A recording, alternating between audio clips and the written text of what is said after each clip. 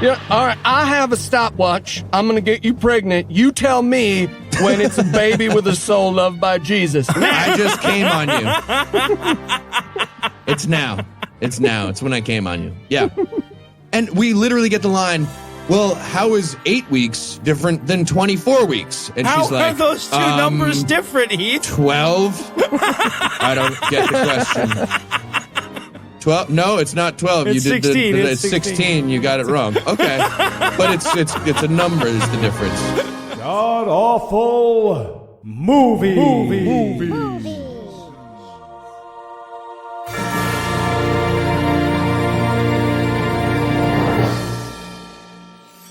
Welcome back to the GAMcast, where each week we sample another selection from Christian cinema, because if I am going to hell, I want a head start. I'm your host, Noah Illusions, and sitting to my immediate left is my good friend Heath Enright. Heath, welcome back.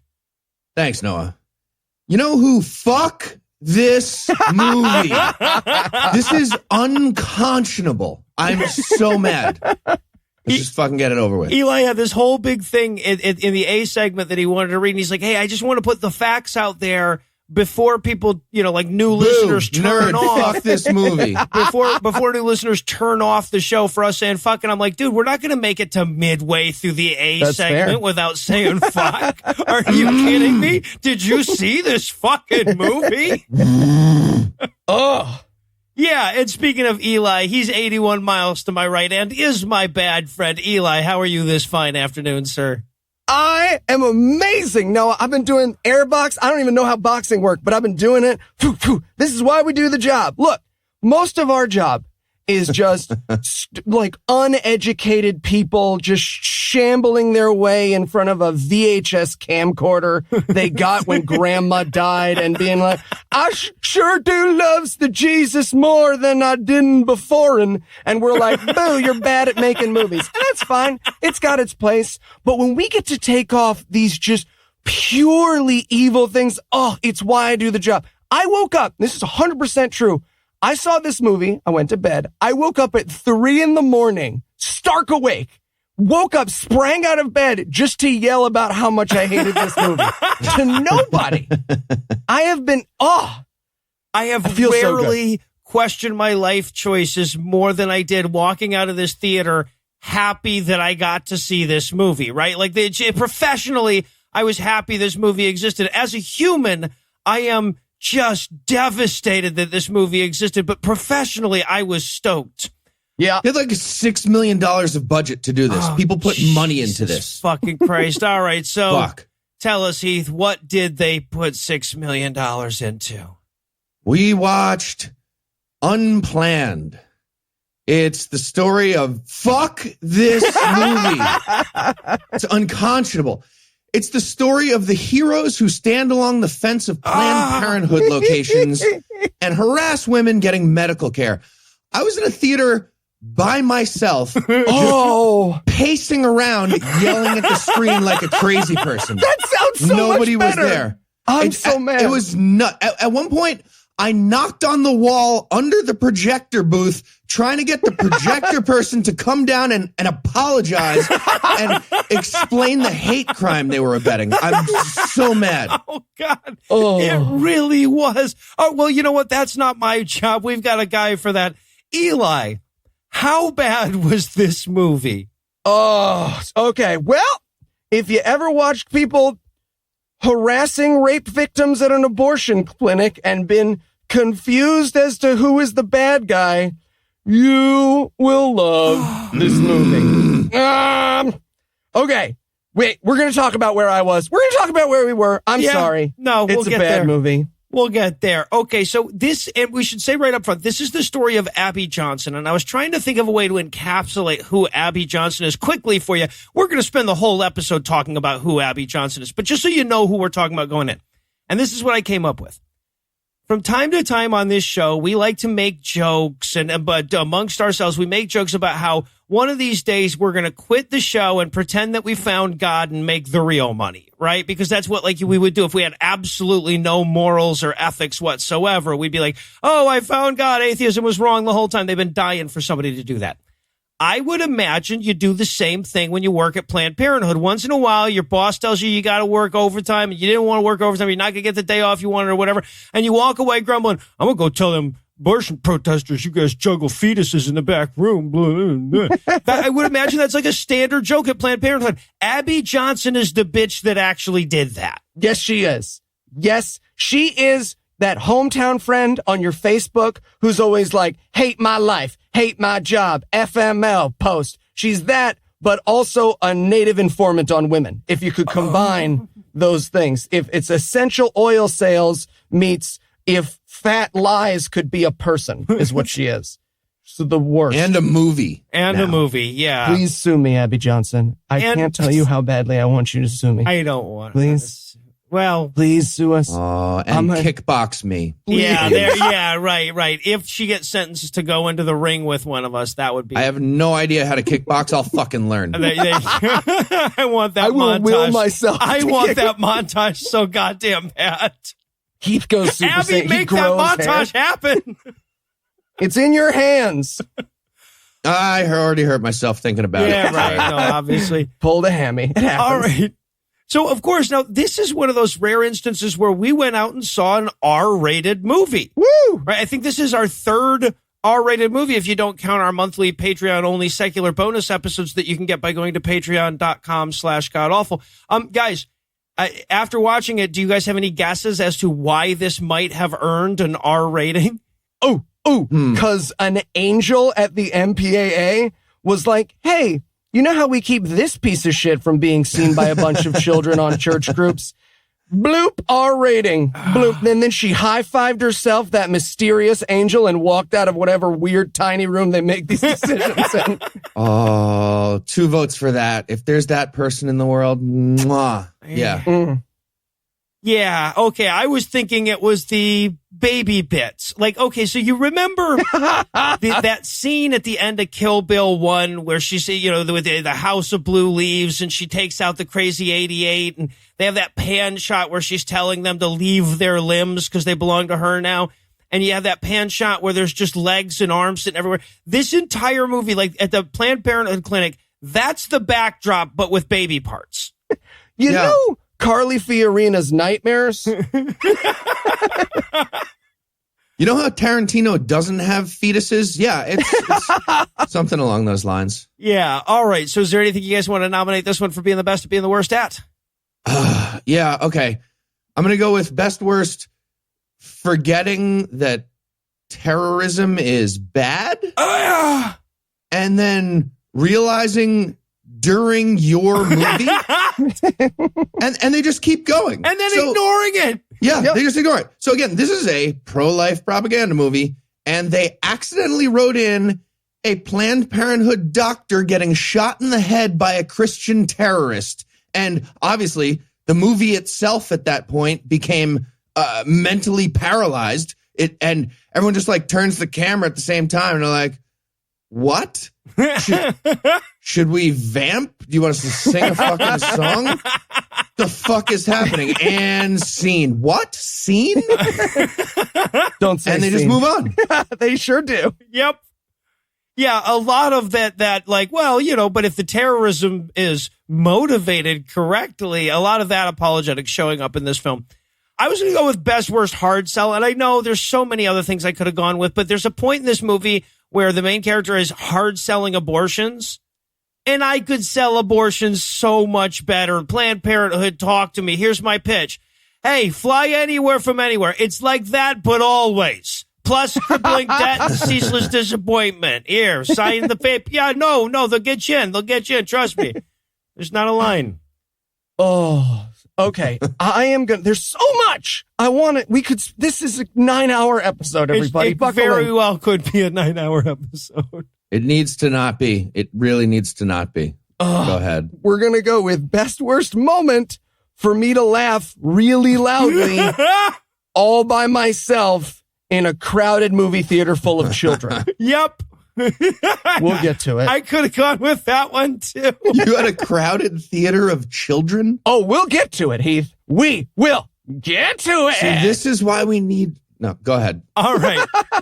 Well, now that we've started this episode, we have to carry it to term. I am in Georgia, after all, so we'll be back after this quick break to dig into all the R-rated baby parts that are unplanned.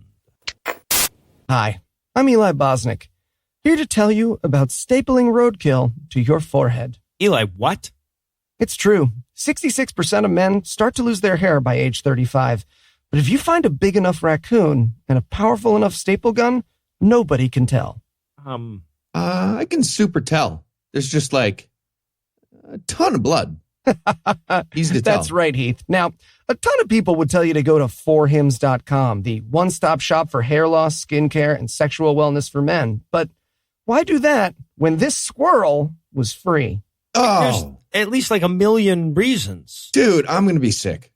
Sure, hims.com connects you with real doctors and medical-grade solutions to treat hair loss, and products are shipped directly to your door, but all this armadillo cost was a shovel and a walk around the highway. An armadillo doesn't even make it look like you have hair. What are you doing? That's armor plating. That's right, Heath. So if you want to order now, GAM listeners get a trial month of Hims for just $5 today, right now while supplies last. Restrictions apply. See website for full details. This would cost hundreds if you went to the doctor or pharmacy. Just go to forhims.com/GAM. That's FORHIMS.com/GAM. Forhims.com/GAM does seem like a way better option.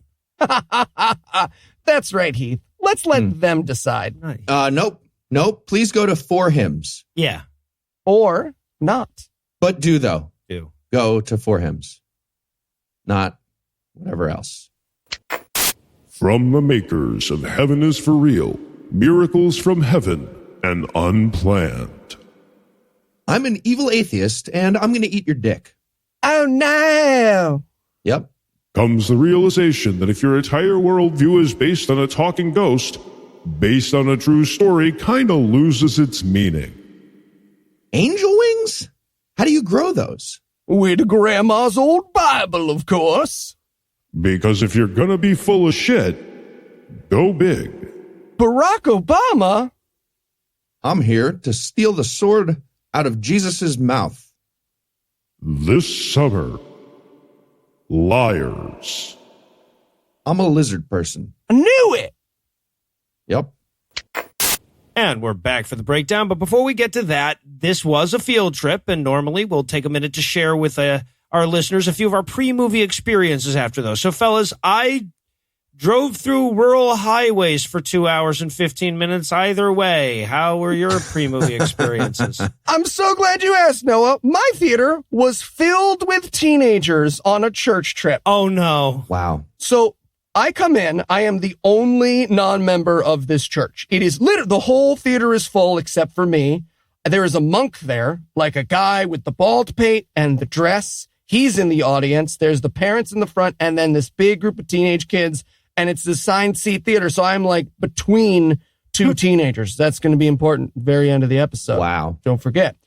And then the leader lady during Marina Menundos is trying to talk. And the leader lady gets up and starts to give say crazy lies about abortion to sort of introduce the movie. And so I go, nope. And then I turn around and hush the guy behind me. And everyone blamed him and they were livid at him. They were like, that guy is going to find and murder me, but it was 1,000,000% worth it. And it was this huge moment in the theater that when I yelled no, because she was like, and now they just made it legal in New York to kill a baby after it's born. And I just went, no. And then I turned around and was like, shh, at the guy who was very clearly not at fault, but they all looked because I was turning around. And then I turned back and she was like, also, we bought everyone popcorn, but I had ruined the moment. I had ruined her popcorn announcement by pointing out she was a liar.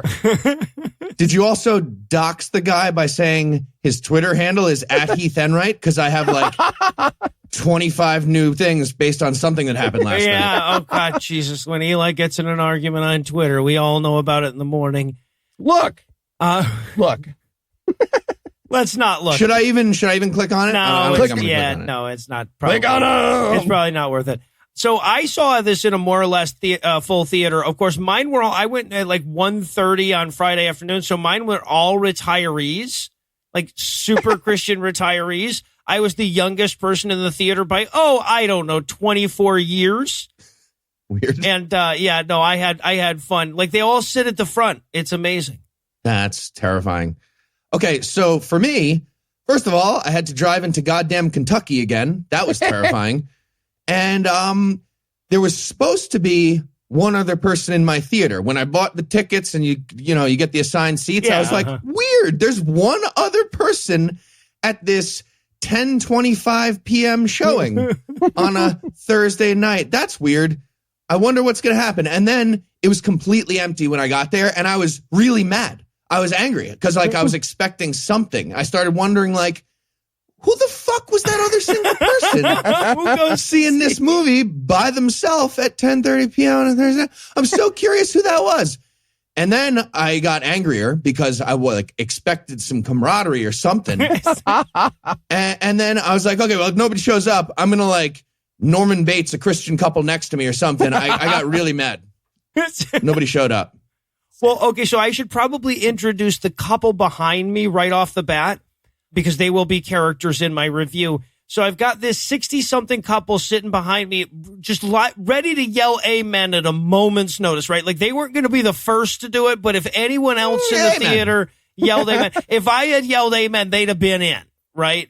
And also, you could have been like USA, whole chant right away. I'm so good. You could have killed them. If you just kept starting the chant, they would have eventually passed. I was planning to start that chant at the end of the movie, but I was goddamn by myself, so I couldn't do it. Right. Oh, I totally could have started a USA chant in this room. I missed out. All right. Just really quick, one other really, really rough moment. I'm watching the previews, and then I realized, wow, I cannot express how sad it is that I've seen all these Christian movie previews several times already. I'm crushing it in life. It was rough. Hey, we are. Thank you. Yeah. Thank you. Unfortunately, we have to talk about Unplanned, which begins with even the fucking narrators apologizing for us having to watch this movie, right? Right away. First of all, it starts on the words based on a true story. Somehow they managed to sneak that in without an asterisk or a citation needed tag or anything. It's amazing how that's not a legally protected term. You can just throw that in front of any movie, can't you? Literally, first thing that happens, based on a true story, already lying. You're already lying. Nobody even spoke yet. Your first title card was literally a lie. Yes. 0 seconds in, lying. The only way to lie earlier was to tell us that this was brought to us by Paramount, right? And then the narrator, the first spoken word is the narrator saying, my story isn't an easy one to hear or watch or believe. Well, she doesn't add those other two, but that's implied. But yeah, the narrator is over and over again warning us, this ain't gonna be pretty, y'all. We actually got an R rating. It kind of fucked us. Really need you to sneak your kids into this somehow. You will see some raw fetus, raw, but sneak your kids in, please. Yeah, Went to the local sushi place to get our special effects. It's not. I said we should Google how big a 13-week fetus is. We'll get to it. It's really easy. You can find out. Very, very small sizes. As it turns out. All right. So then we open on some mom and daughter shenanigans. This is where we're going to meet Abby Johnson and her husband and child. Played by Ashley Bratcher, who listeners will remember for War Room and none the fucking thing else. Ashley that was her? She was the lead? Yeah. And it has not been that long, and she has aged badly. She is living proof that moisturizer cannot cover your black heart. Ashley Bratcher looks like someone brought an old saddle to the makeup counter at Macy's. She is not a good look through this movie. My note here was, fuck these beautiful people. I was kind of mad. I want to see the husband was even more attractive. I want to see dad bod in a movie. Just show me some fucking love handles. Just be realistic about it. some drool and some sweat patch on your sheet when you wake up? Like, just be honest. I haven't seen this. I've seen Abby Johnson. I haven't seen her husband, but something tells me this is not a very good analog. Oh, she definitely was at the casting and like, this person looks just like me. Nope. Nope. All right. So Bob has to leave from her shenanigans with the daughter and go to work. Daughter is super disappointed. She wants to play tea party. But mom, though, works at an abortion clinic. She's always busiest on Saturdays because them drunken sluts really go to town on Friday nights, you see. They love their Saturday abortions. Yeah. Ugh. Gross. It's an add-on to a Friday night Uber now. It's like, would you like to be picked up tomorrow for your abortion? Yeah. XXL or Planned Parenthood. All right, and then we get the opening credits. Yes, we're already this pissed off before the opening credits, which is bucolic Americana B-roll. And it occurred to me as I'm watching this could be like our safety net business, guys. We could just like film shittiness and send it to Pureflix for their credit sequences. That could be a full-time gig. Ooh, I like it. Just see what they'll put into a movie, like a steaming pile of dog feces, and just like, oh, look, made it into God's Not Dead 7. There we go. Pay up, Heath. No, you said the feces wouldn't make it into the movie. Come on. My nickel now.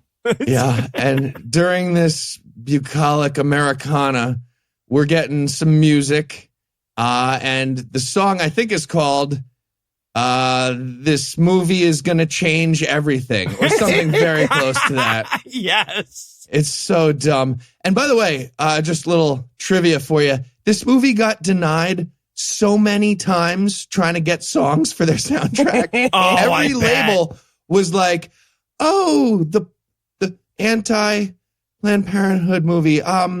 Respectfully, dear sirs or ma'ams, go fuck yourself. No, Yeah. we will not give you any songs. They couldn't get Cyndi Lauper, Girls Just Want to Have Fun, which I'm very happy about. They couldn't get One Direction. They tried to get one of their songs. They couldn't get Oingo Boingo. It was rough for them. You can't get Danny Elfman into your movie soundtrack. You're doing something wrong. When Oingo Boingo tells you to fuck yourself, you're the problem. There's a lot of red flags. There should have been a lot of red flags for everyone involved in this film. Oh, who doxed themselves as part of this, strangely, right here at the beginning. All right. So now it's time for the narrator to tell us about that time she realized abortion was evil, and it all started when she went to work for Planned Parenthood full-time for most of a decade. I love the opening line here, too. She goes, I've been asked 1,000,000 times, are you really that gullible? I'm like, dude, she's a fucking Christian. Yes. Yeah, I mean, clearly, clearly that's her religion is based on that word. That's the whole thing. Yeah. And the first thing that happens, she pulls into Planned Parenthood, and there's assigned parking at the clinic out in the middle of the suburbs with plenty of space in Texas, too. Like, maybe the patients get the good spots if you're going to do that, though, either way. Are you serious? Some girl pulls in, 13-year-old. She's made it halfway across. I'm sorry. No. You're going to need to go to the B lot and take the shuttle. That's my spot. So, Jesus. Also, just the ominous way they zoom in on the Planned Parenthood sign. I had to bite through my goddamn lower lip not to laugh in this room full of children. It might as well like creak in the wind and have an old farmer like pointing to a pet cemetery next to it. Oh, if there was a fetus version of Pet Cemetery, this would be it. There. This would what be cemetery? It. All right. So, okay. So she's at the clinic one day and they needed help with an abortion. She's got to hold the ultrasound thing for the doctor so he can see what he's killing. Now, I want to point out right off the bat, in her memoir, she describes this as a 13-week abortion. This thing would be approximately the size of a pea pod. It would weigh an ounce. It would be approximately as sentient as a mentally damaged goldfish. Okay? But that's what we're supposed to be sympathetic to, right? This fucking 3-inch long goldfish fetus. Well, and we do not see a 3-inch long goldfish. No. We see, I would approximate a 4-year-old child. And the way this baby fights on its way down the hose This is absurd. If this wasn't scary propaganda meant to scare women out of their rights, this would be the funniest thing I'd ever seen. I laughed by myself at this point. Me too, and I was not by myself. It was nuts. Yeah, the fetus is doing like dive rolls around the uterus like a fucking ninja. He blocks it with a sword. Yeah, it does some blocks. It does some like neo dodges. Eventually, it just gives up and yells "freedom" like Braveheart. It's so dumb.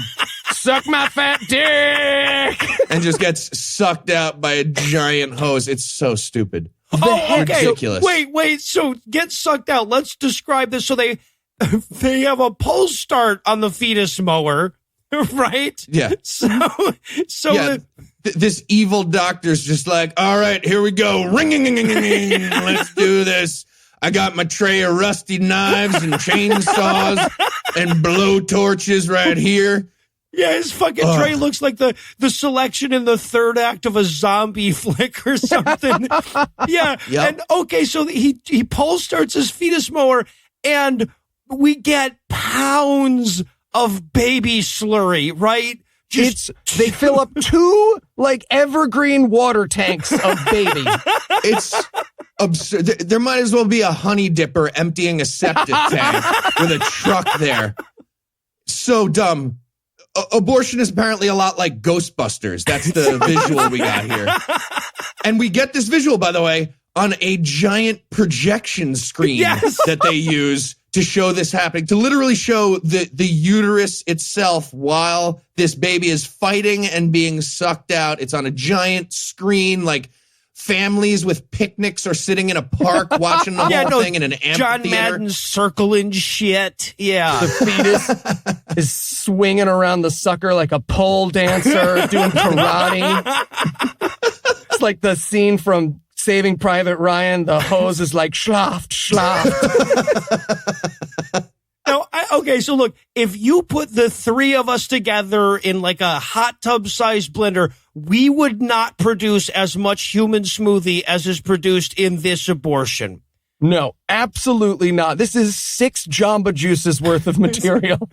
Also, by the way, what the fuck was the doctor wearing during this? He has like a hazmat suit with like a full cage, and he steps into a mech suit with like saw blade arms. There's so much going on.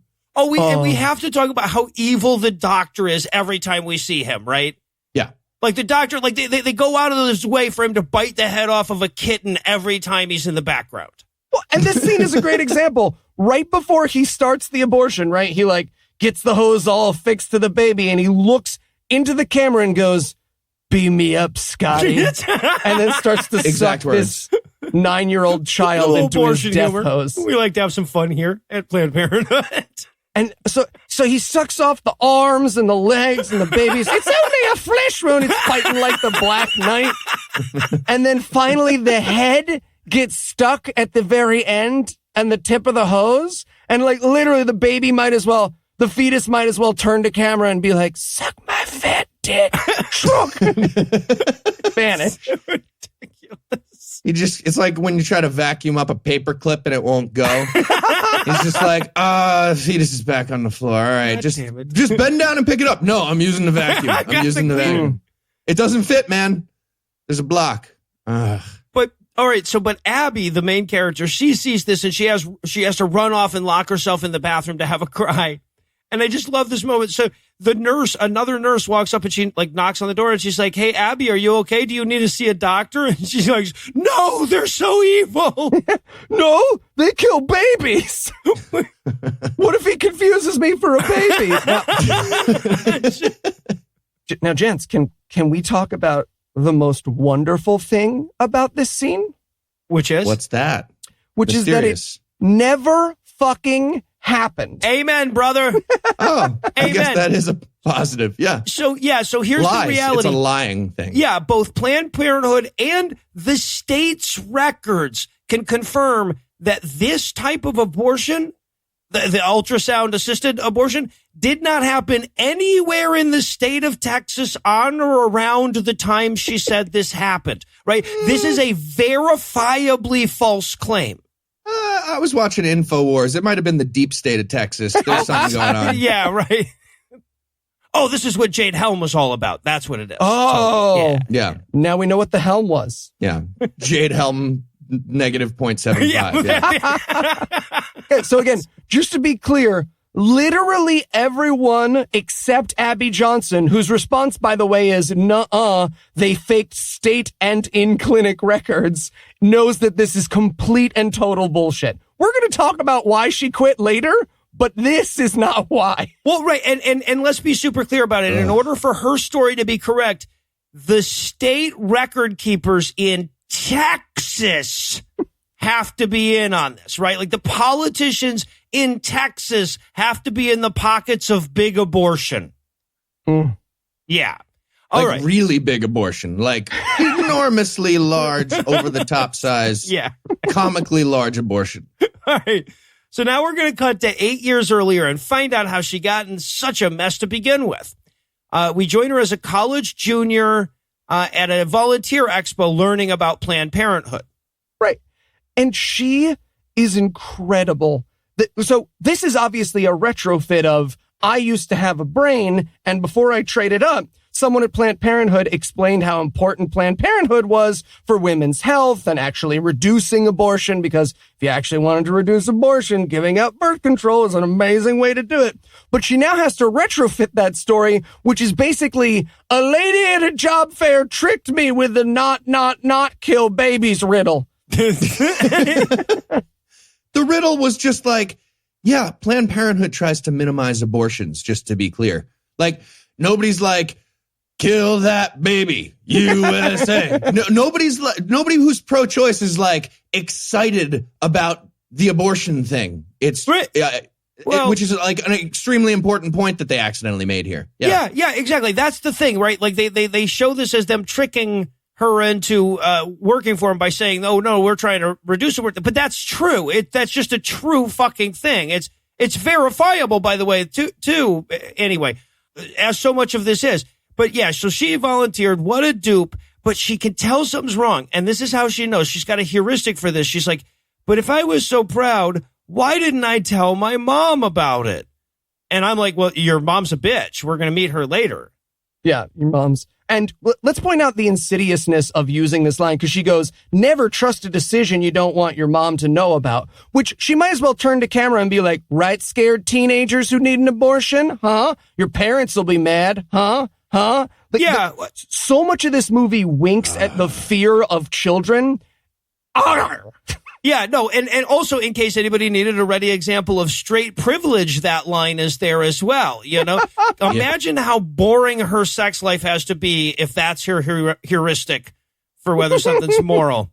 I don't know. My mom was like throwing out tips, like sounds like Yeah, well, no, if it was your confusing mom, in it my would be life. different. Yeah, maybe that would actually be a good heuristic for you. You've got an awesome A mom. birthday card from my mom. Lick the alphabet. Come on. Mom. It's a weird ninth birthday. Cyrillic alphabet. That's a cool tip, actually. Interesting. Nobody sees that coming. Good one, Mom. So now, okay, so she shows up for her first day of volunteering at Planned Parenthood. And we get to meet the heroes of the movie. People who stand outside abortion clinics screaming murderer at the women trying to get health care. Yeah, the terrorists is what we call those people. Terrorists. Yep, that is the word. That are correct. standing on the outside of the fence that needs to be there for the protection of the women they're terrorizing. Right? Like, Yep. think about how many times we stand inside the fence with the camera and look out at the Christians, and how much more fucked up this movie is if they put the camera on the outside of the fence and realize that these women are in a small little prison. Right? Yeah. Yeah. I feel like they did that. I feel like they filmed some shots like that. And they're like, oh, we are very obviously evil when you look at it from that direction. Guys, quick. Let's just show the inside and how safe they are from us. Right. So they know how to cut stuff. That's weird. It'll come up later that it seems like they don't know how to cut stuff. But Yeah. Okay. But those are the good guys. And now it's time to meet the boss, Cruella de Vag. Oh my, the attempt to make this woman a villain in the movie is the hardest stretch I have ever seen, and I regularly Google contortionist porn. They're just like, everything about this woman. She's like dialing a phone evil. She's like, KILL. That's my cell phone if you need me. There's contortionist porn? Yeah. Can we go back to that? You're learning all sorts of things here. She is goddamn comically Get on your game, evil Mom. at all moments, right? Okay. So she meets her. We learn that Saturday is abortion day, right? They only do abortions on Saturday, and the protesters know it. That's why there's so many of them.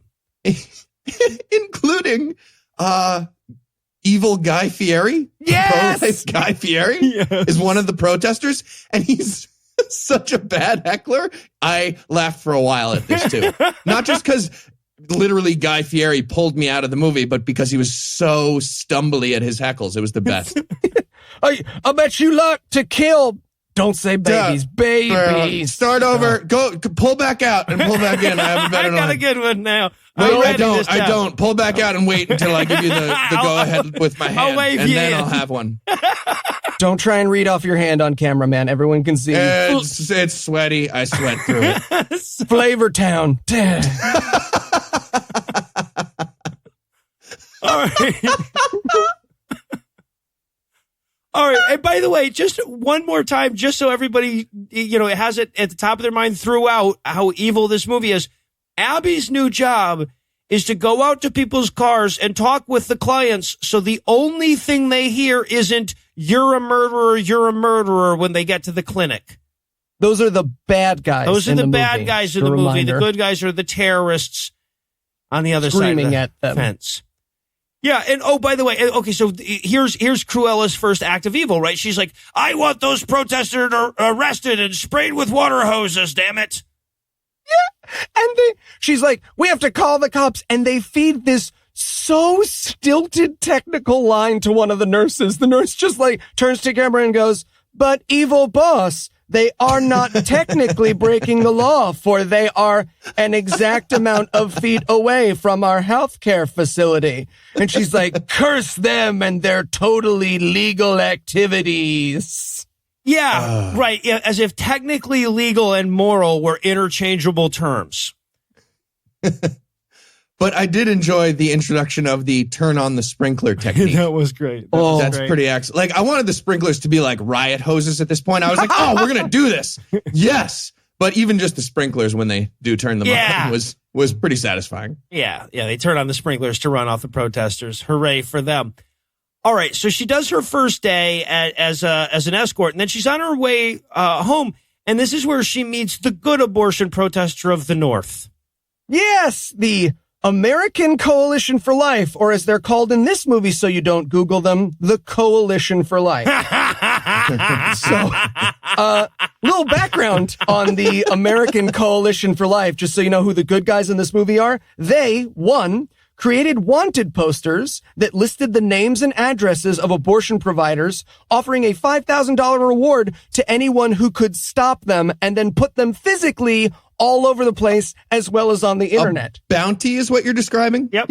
Yeah, Good guys put a bounty on doctors. Cool. Then 2, they published another list of abortion providers, judges, and pro-choice advocates on their website, which they called their Nuremberg files, and crossed out the names of people who had been killed or injured by anti-choice advocates. Yeah. Check. Yep. What the fuck? As a result, they lost a lawsuit to Planned Parenthood where they had to pay $107 million of their tax-free dollars. That's the good guys in this movie. Just keep that in mind as you watch. These are the heroes of this movie. But the key here, though, is that good abortion protester lady agrees with Abby that bad abortion protesters are bad. She's like, no, I'm from the Coalition of Life. We will copy your license plate and then use it to send vengeful postcards to your home. That's 3 on Eli's list, another thing that they did. But we won't be dressed as the Grim Reaper outside of the clinic. That's mean. That would be rude. We're the good guys. Yeah. Woo! All right, but now, okay, because this story has the pacing of an excuse that's being constructed on the fly by a drunken idiot, we now have to flashback within the flashback William Barr pacing. Yeah. Yeah, exactly. I set you guys up earlier for a William Barr joke when I said something about being technically legal and moral as interchangeable, and nobody took it, so we just moved on. That's okay. Damn it. All right, but yeah, I'll but go the back and sink in my flashback. voice. William Barr. William Barr. Yeah, well, let's Morgan, flash back to the stick joke. that in there. We're going to flash back to that fucking joke because we're going to be like this goddamn movie. This movie I goes... guess you could say it was like William Barr, right? Right? Morgan? Right, Morgan? Put that in. All right. Anyway, so we get the nested flashback to Abby's first abortion. All right. So she got pregnant when she was in college by an older guy who just wanted her for her fertile vagina. Classic. And she should have known at the moment he showed up wearing a matching shorts and tucked in button down plaid jumpsuit. That was weird. Interesting call. It's a weird choice. Interesting call. Hey, what do we put the bad older boyfriend in? Romper. Okay. Too quick. Too quick. We are going with romper, but just know that I'm upset. Here's the romper I want to use. You have it right there. Okay. You took off the clothes you're wearing and you had the romper on underneath. You're naked and we're in a Wendy's. If you're going to be naked. All right. So, but yeah, and here's a terrible fucking argument that they present. She says, to get my first abortion, I had to get my first credit card. And I'm like, yeah, there you go. Not having children will put you into debt. Why don't you hang some more of your credibility on that argument? Let me tell you what's the most affordable thing. Giving birth to a child. That credit card could be 90,000% interest and still be a good financial move. Yeah. Yeah, from purely financial terms. But yeah, so she tells the story of her abortion, and I love the ending. They have her in the recovery room being miserable about her abortion or whatever, and she has this line that is basically, this is such a slight paraphrase, I aborted my fetus and all I got were these lousy crackers. Yes! And again, this is her trying to twist the fact that abortion is such a safe, clean, and quick medical procedure that you sit in the hallway for a second afterwards. You sort of shake off the woozies. They give you some crackers and you can go home. It's a goddamn miracle. Past generations will look up at this at the peak of our scientific abilities. And she's like, they didn't even have any milk with the crackers. Fucking original flavor Cheez-Its. They couldn't get like one of the other ones. But like if they had like baguettes and camembert, they'd be cool with this whole process. Like, it's obvious we need to become abortion caterers. That's right. We're opening an abortion clinic. We don't know how to do abortions, but we will cook you up nice afterwards. We don't know how to do that either. But yeah. Oh, also, by the way, in the middle of this flashback, the good-for-nothing Lothario boyfriend that they just set up also married her. Yep. Right? yeah. So we get their wedding. Dad is not very happy. And then her husband cheated on her on Valentine's Day. Oh. What a dick. Yeah. He also made sandwiches for Valentine's Day, which was described as something negative. And I was confused by that. Like, who wouldn't want sandwiches on? But then he cheated. So, okay. Yeah, no, I am Great not Valentine's confused by how you got confused by that. At the very least. You guys don't like who doesn't like sandwiches? Doesn't matter what day of the year it is. Fucking sandwiches are like one of the best foods. What? That's crazy. Heath is Mark, everybody. We've been waiting to tell you for a long time. This is his chance to finally get back and happy. Yeah. All right. So, yeah, so she divorces him, but damn it if afterwards she didn't find out she was pregnant again. Yep. So, but now it's time for us to suffer through her painful chemical abortion with her. And we basically watch what I can only assume is what it looks like when Eli takes a shit. Okay, to be fair, I am suing this movie for stealing that footage. I sent that to my doctor as a medical procedure. Are you also suing the Alien franchise for looking like when you shit?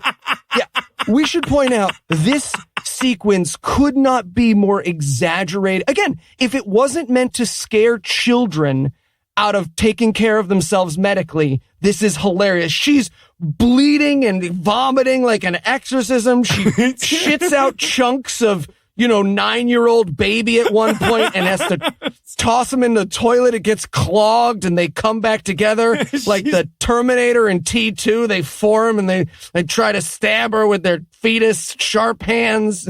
It's nuts. Like, dude, she's bleeding with like a blast radius the size of the entire bathroom. Just like a scene from Dexter. It was crazy. You ever let a balloon go? It's like that, but with blood. Just she's nuts. The balloon. The blood's just propelling her along. Yeah, exactly. The fetus might as well pop out and have dying words. It's absurd. Yeah. Oh God. It's like literally she's got just dead baby chunks falling on the floor. She starts slipping on them. I'm not exaggerating. That's what happens in the film. So yeah. And then she tells us it's 12 hours of agony altogether. So yes, we watch Eli take a shit. Exactly. And then she calls Planned Parenthood and they're like, yeah, sometimes you shit dead baby chunks all over your floor. What the fuck do you want us to do about it? What can I say? 4 out of 10 times you turn into a slot machine of agony and blood. Sorry. Yeah, and this is the evil Cruella director lady on the phone, right? Oh, at this point? I think so. Or whoever they're trying to characterize as evil at the Planned Parenthood clinic. Everyone there is evil. Yeah. Right. Everybody's supposed to be evil. She's on the phone with one of those people, and the person's like, yeah, I'm sure you're having a rough time with the thing over there, but I don't have time for this. And your baby's dead, ma'am. Nailed it. High five. Sorry, I'm in the weeds here at work. Can I call you back? That's literally what happens. You're like, I'm really busy. Yep. I'm writing a tweet, and you're kind of fucking up my flow. Can I just... It's 8:00 on a Saturday night. You know this is when we get a pop. Get out of here. Yeah. So in our abortion montage, we've seen that women regret their abortions, that they're terribly painful, terribly dangerous. I think it's time to kick it over to Carl, the Pug of Pegacorn, for a brand new segment we like to call Kicking It with Carl. If you're watching a movie that's full of lies, I'm the Pug of Pegacorn here to open your eyes. When misogynists try to scare you, I'm the Pug of Pegacorn here to tell you the truth. It's Kicking It with Carl. Hey everybody, it's me, Carl the Pug of Pegacorn. My guest today is Lucinda Illusions. Lucinda, welcome to Kicking It with Carl. Thanks for having me, Carl. So tell me, Lucinda, this movie sure makes it seem like women regret their abortions. Is that true? No, Carl, it's not. According to a 2015 study, over 95% of women don't regret the decision to terminate their pregnancies. 95%? Wow. But what about like over time? I mean, do they end up regretting it later? Nope. In fact, over time, women are more likely to think that abortion was the right decision for them. According to a study, all results of declining emotional intensity find steady or improving levels of self-esteem, life satisfaction, stress, social support, substance use, and symptoms of depression and anxiety over time post-abortion. So if someone tells me that, like, people regret abortions, I should... You tell them to shove it right up their ass, Carl. All the fucking way up their ass. Okay. But what about that scene where the abortion pill makes her super sick? Is that real? Well, Carl, it's extremely rare. The two drugs used by Planned Parenthood are mifepristone, followed by misoprostol. They can cause mild nausea, abdominal pain, and headaches, but the vast majority of patients don't experience anything worse than a normal, heavy period. Okay, but what about the scary stuff that happened in the movie with the bleeding and the 8 weeks of feeling super sick? Well, according to what I could find, severe side effects like those occur in less than 1% of the patients, which makes it one of the safest common medical procedures in the universe. But having worked at Planned Parenthood, wouldn't Abby Johnson know how rare those side effects were? She would, but she's a lying bitch.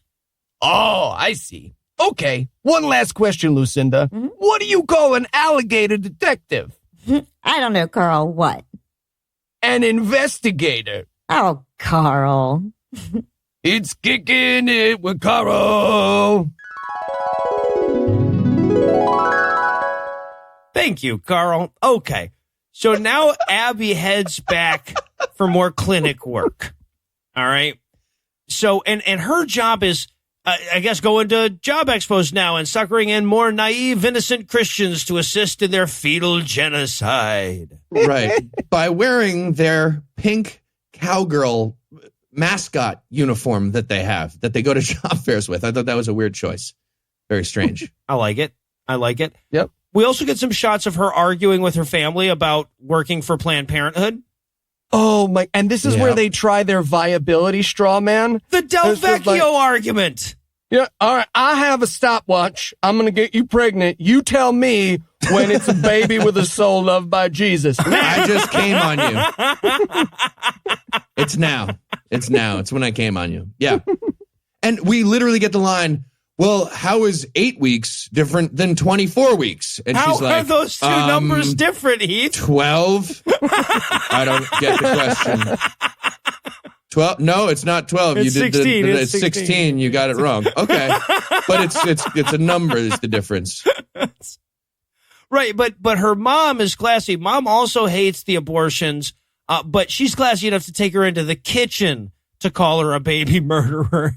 Just passive aggressively clank plates at her because she thinks she's participating in a baby holocaust. It's like, okay, you look like you're done with that pie if you're going to kill over 60 million children a year.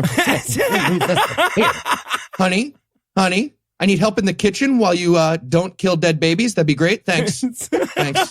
This possibly my favorite line in the movie. I need you to listen to me and not say anything. And I just said the Christianity story. Yeah. There's also, again, we have one of the many great, why would you put this in your movie things? Because Abby turns to her and she goes, hey, we found a woman's uterine cancer today. And she's like, I know that's the majority of the care that they do at Planned Parenthood, but we're not acknowledging that in the movie. So shush. Fuck that lady. Don't get cancer. It's her own God fault. clearly hates that lady, and that was supposed to happen. And you interfered with the righteous uterine cancer. You're an asshole. But this is also where we meet her new fiance in the flashback, who also doesn't approve of abortion.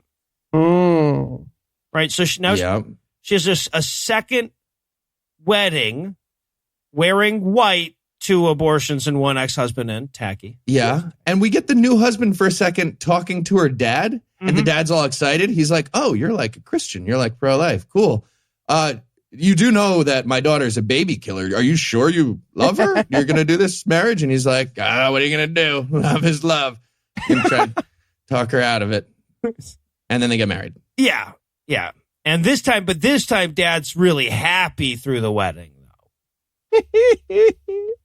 All right, so after the wedding, she heads back to work at Planned Parenthood, where she exchanges pleasantries with good protester lady. Oh my gosh, how are you? Harassing rape victims mostly. Oh my God, that's amazing, girl. You look great. You look great. Thank you. Do you want to buy some Thrive? No. Okay, stop murdering babies. Bye. Yeah.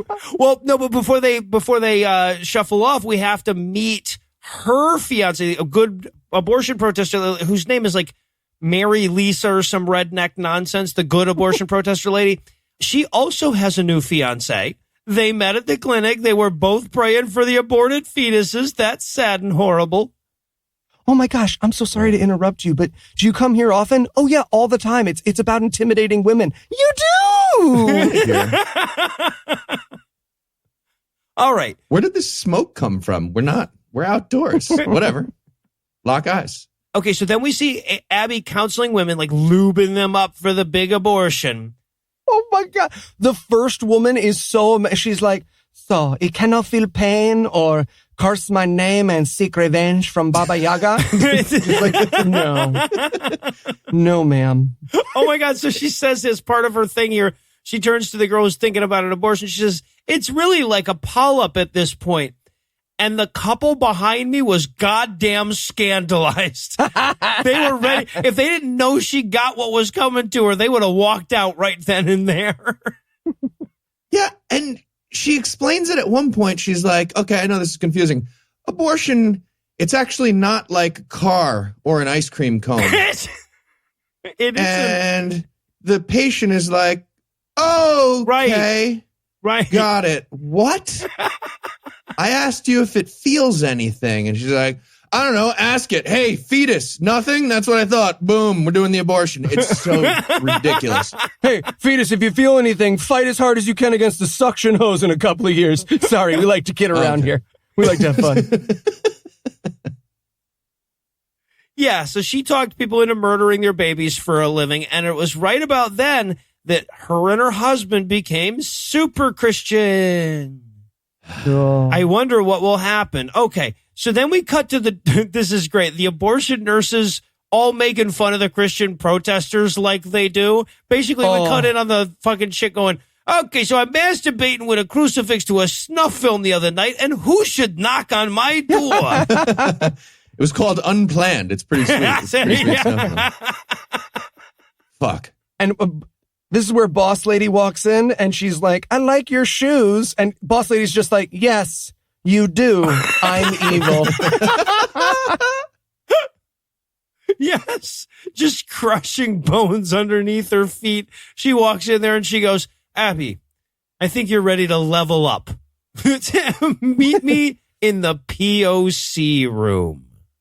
And what does POC stand for? I honestly figured it was where they kept the one black lady in this film. They have a separate entrance. What are you guys doing?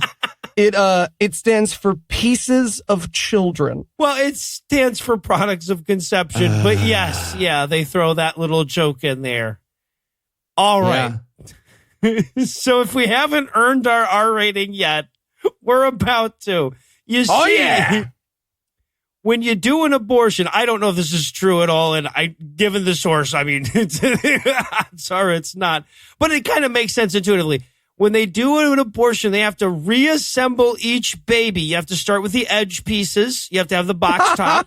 You have to reassemble each baby so that you can tell that no parts were left behind in the uterus. That's what they do in the POC room. Somebody's job is to assemble the baby. Oh, because do you think there's a bitchiness that goes on at clinics? Like someone sees the doctor cutting it into too many pieces and they're like, come on, man, my whole fucking afternoon. I had just concert tickets. It's going to take forever. This is the new official puzzle in a thunderstorm, by the way. Jigsaw puzzle of fetus that apparently they do in the POC room. By the way, I cannot find any reputable sources. The only people repeating this claim are anti-choice websites, and most of them are citing Abby Johnson. Well, right. But okay, so here's the thing, though. Even if it were true, the argument from that's gross is not a good argument, right? Like the anti-meat people do this all this fucking time. They show you the slaughterhouse. Look, if being gross meant it was immoral, we'd have to ban autopsies and murder investigations and open heart surgery and menstruation. That is not a good argument. You're just being an asshole. Yes, we should ban all of those things. What? Sorry, what you said. What you said. But this is where she uncovers the fetus, and this fetus it's Heath Enright. It is a 38-year-old man just lying there. 37. It's got a little note pinned to his chest that says, please don't kill me, mommy. And when they showed it, my theater lost its the wailing and gnashing of teeth that took place in my movie theater when this, plastic model of a Cenobite came out it was intense. Wait, there's a little bit missing from the face. I need check back in the room like an amoeba. It'll be like a little piece that looks like an amoeba. You know what I mean? There's not enough eyebrow mites here. Hold on. And I love Cruella at this point, right? So Abby comes in and she's just kind of fascinated and shit. And she goes, wow, most people come in here and cry, but you just started doing little jack off motions with their arm buds. Way to go. Way to go. Here. You are the ultimate baby killer. Take this tiny sword. Yeah. You could be a great baby assassin one day. Now pluck this embryo from my hand. Now have a kung fu battle with Larry Fishburne's fetus. Go. You are the Neo of abortions. What the fuck is happening? So, all right. So that night she's in bed with her husband and he thinks he can smell the pregnant on her. what a weird scene to include in the movie. Hon, are you sure you're not pregnant? Why? No reason. Did not swap your birth control out for Skittles. That's what you're asking. I don't even know Who why said Skittles? anyone brought that up. So. Crazy. So paranoid. But yeah, so she gets a pregnancy test from the office, stealing company property, and finds out that, yes, she is in fact pregnant. and she's in the bathroom at the Planned Parenthood taking the test, and she walks out of the stall, and the evil boss lady sees that she just took a pregnancy test. She's holding it, and the boss lady's like, "Oh, hey, you know what? That's perfect. We can kill that during lunch if you want. Like, we're all set. We do employee discounts, actually. But that's your break. That will count as your 30, but we'll do that right away." It's like at the end of my Quiznos shift when I was a teenager, you got to make yourself whatever sandwich you wanted. It's like that for abortions at Planned Parenthood. Right, yeah. They'll just get you one exactly right at the end. Except for the Black Angus. You couldn't have that one. Well, okay. Jerks. Sorry, I just wanted to get that out there. It's been 188 episodes, and I always thought it was weird. All right, so now this was an amazing moment. Henry Ford did this too. It's a great business model. Yeah, no, exactly. So, okay, we have to talk about this. This moment really freaked me out. So she calls her mom. She finds out she's pregnant. She calls her mom, and her mom's like, "Are you going to abort it?" That question is such a weird insight into the relationship. Like, mom seriously thought she was going to call her and say, "Hey, Mom, I'm pregnant, but you still don't get to be a grandma, you bitch." Got it. Dunked on. You're on speakerphone. All right. See you at Thanksgiving.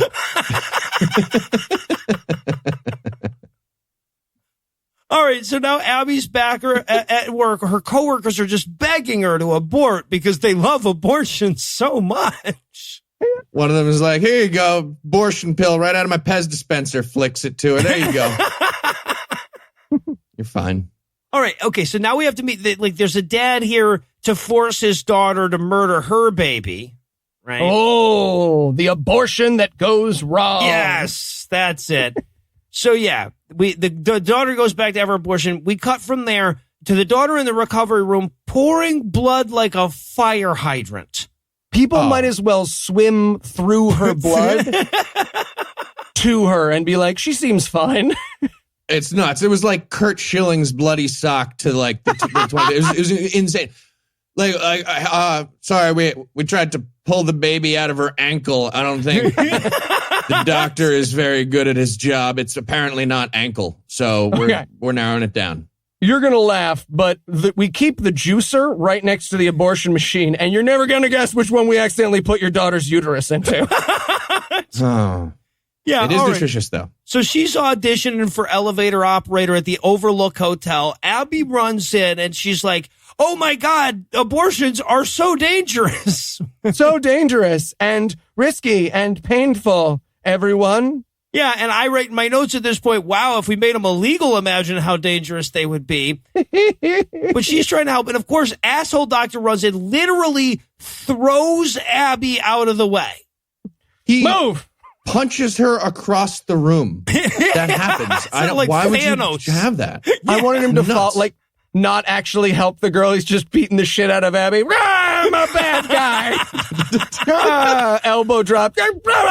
He's jumping from turnstiles on top of her. Fetus jumps out, starts fighting the doctor. Yeah. Oh, tags in a fetus. See? Crazy billionaire bunny people. All right. So he goes, Abby yells, "I'll call an ambulance." And Cruella says, "I'll cut off your fucking head. If this woman needs to die to protect the clinic, she will die." We never call 911 here at Planned Parenthood. Granted, this is just a play school doctor that we have, but we're still sticking with it. We will not call ambulances. What? Well, okay, but here's the argument that they make. And again, this is their movie. She's like, "We can't call an ambulance because then the protesters would see the ambulance. They'd get it on film. They'd use that to argue that abortions are unsafe, and they would force us to do this procedure with sterilized coat hangers and turkey basters." So, like, even their bullshit that they make up, they're still the bad guys in. Right. The reason we don't call ambulances is your friends and the protagonists of this movie would use it to take away women's health care. Because of terrorism. Yep. Yes, right. We're succumbing to terrorism. Yes. Yes. Oh, and by the way, they tossed this line in as almost an afterthought. Cruella turns to her and says, "Don't worry, we'll pump this patient up with memory erasing drugs so that no one will ever be able to corroborate this story." We keep a hypnotist on staff. Nostradamus, get in here. We got another bleeder. And then we got the flashy thing from Men in Black. Yeah, well, that too, but chemically. All right, and of course, while this is going on, Dad's in the waiting room getting ever more nervous about his abortion daughter. So Cruella's like, "Abby, go out there and lie to him." Oh, it's amazing. She's like, "Hey, she's fine. Totally fine. Look how wide my eyes are. Just out of curiosity, do you have any extra daughters? Like a spare?" By the way, this is when I noticed that there was a mouse in my theater. It was the only other person in the theater with me. That's who bought the ticket. Yeah. That's crazy.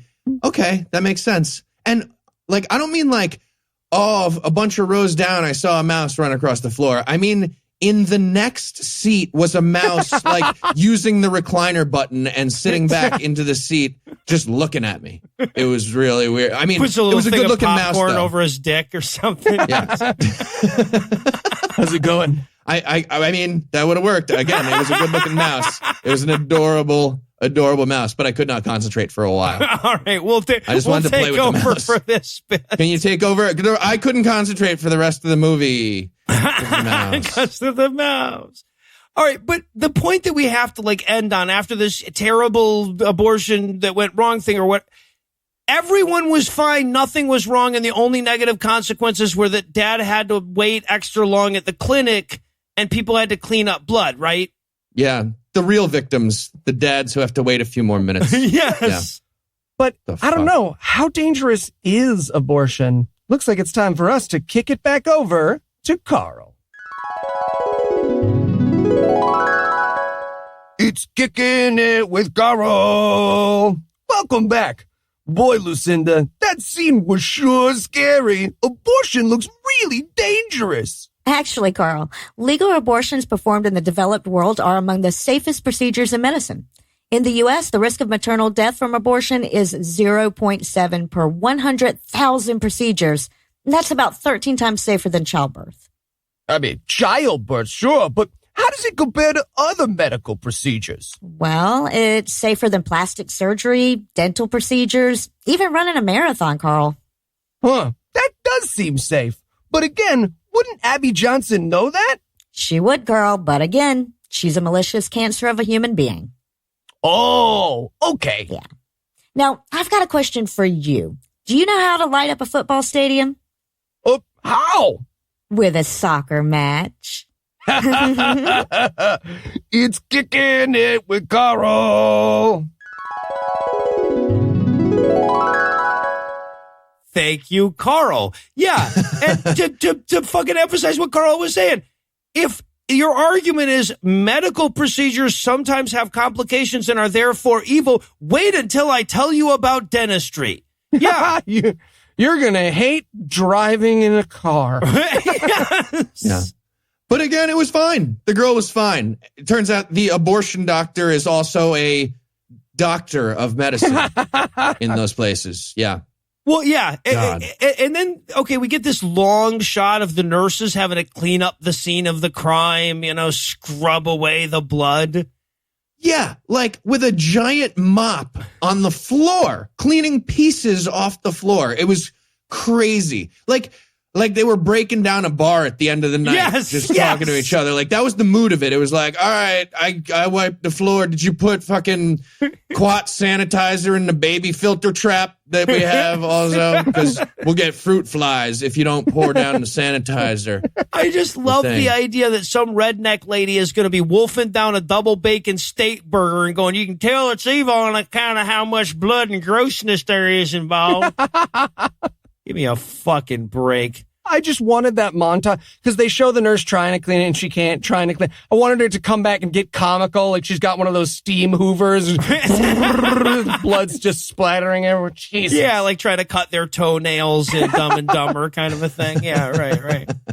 Oh, and then they throw Abby a surprise baby shower as soon as they get all the blood chunks cleaned up. Interesting pick for a venue for a baby shower. And they're right here? Okay. I mean, there's like a TGI Fridays, like a block away. Yeah. No? All right. All right. And also, okay. So this is when the 40-day pray-a-thon started. This is a real thing that the American Coalition for Life did. Now, just consider for a second what an asshole thing this is to do. For 40 days and nights, for 24 hours a day, they held candlelight vigils at this clinic, standing around it so there was no possibility that at any point anyone could get in or out of it without being harassed by assholes. Oh, I just want to see a montage of all those idiots burning themselves on candles 24/7, trying to keep that going. Also, they do have to acknowledge the violence here for a moment. They're like, Cheryl said they were violence, but that only happened a few times very clearly in a way that you could Google during this. Yeah, right. She's like, Cruella pretends that they're evil just because they occasionally assassinate people and bomb stuff. She's such a bitch. And scene. Yeah. What? You can't keep doing that. Doodly-doo. Doodly-doo. No, stop trying to do doodly-doo. You can't doodly-doo out of the movie. Doodly-doo. Doodly-doo. All right. Doodly credits. Nope. Yeah, you're right. All right. And then also Abby has her baby. Yeah. And Mom was really hoping she was going to quit Planned Parenthood once we saw how nice babies were when you didn't murder them. We also get one fun little moment here, actually. She's given birth. We're at the hospital. And the husband's like, okay, so as I understand it, you're 2 centimeters dilated now. And she's like, fuck your centimeters. Really? Metric, you fucking nerd? No, get the fuck out of here. I actually enjoyed that part. Like just her yelling at him. That was fun. Yeah, but Mom is worried that she's not going to quit her baby killing job. She's excited because she could be the head baby assassin now. And then we have to get the long scene of like Mom and Dad worrying about her. Yep. This is the scene where Mom keeps taking away food right as Dad's about to eat it.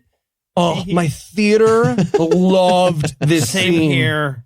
They ran up to the booth. They put the guy in a headlock, made him rewind it 2 or 3 times. Oh, Chuckle City.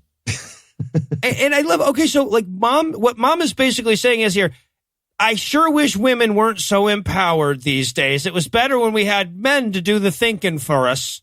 The literal ending bitter line of Mom in this scene is, she's got aspirations.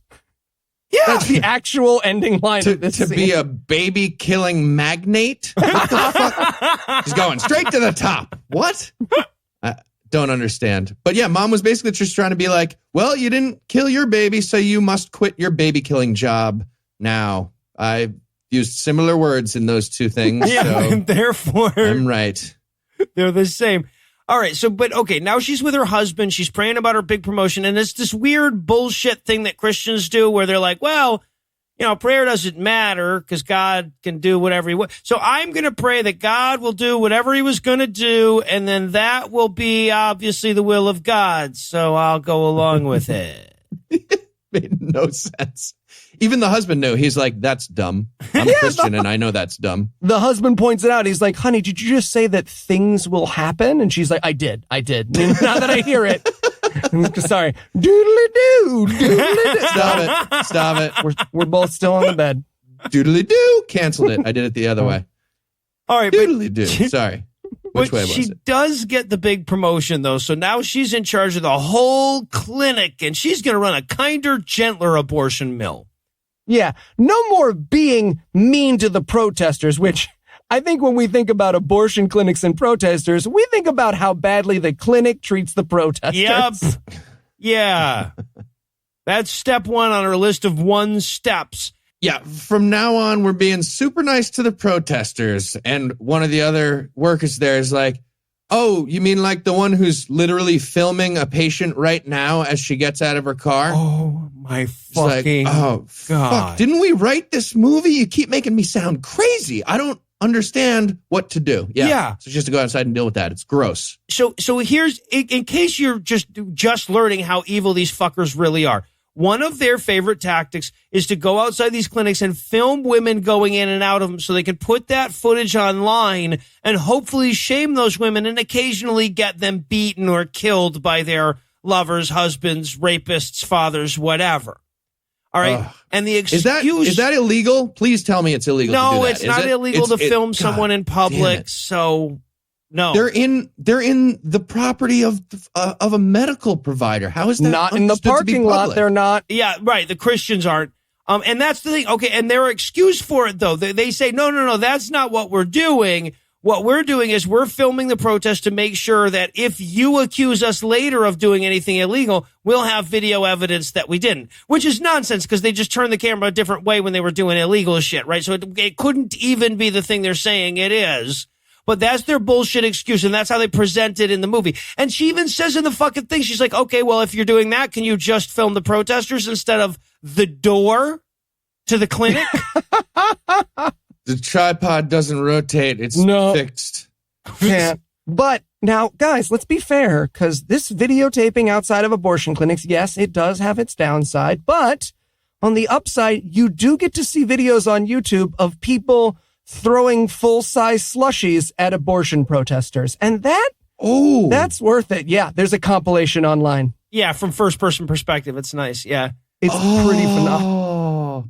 Is that legal? That should in turn be legal if the filming thing is legal. That should just be like a law that goes together. Yeah, it's not should legal. Be. It should be. And you absolutely should not do it. And I realize don't do. I realize technically don't do that, but I want to watch that now. We will not share that and give you free tickets to live shows. I'll tell you that right now. We will not. Very serious about. We won't. We'll not. Not allowed to there's do no that. winking. Or urine, if you have a big thing of urine. No, moving on. Don't do that either. And so there's all kinds of things we get. Here's a list of things not to throw at abortion protesters. No. Oh, and then we get the scene where the abortion protester, she comes out to complain that they're filming, and the abortion protester totally nails her in the argument because he wrote both sides of it.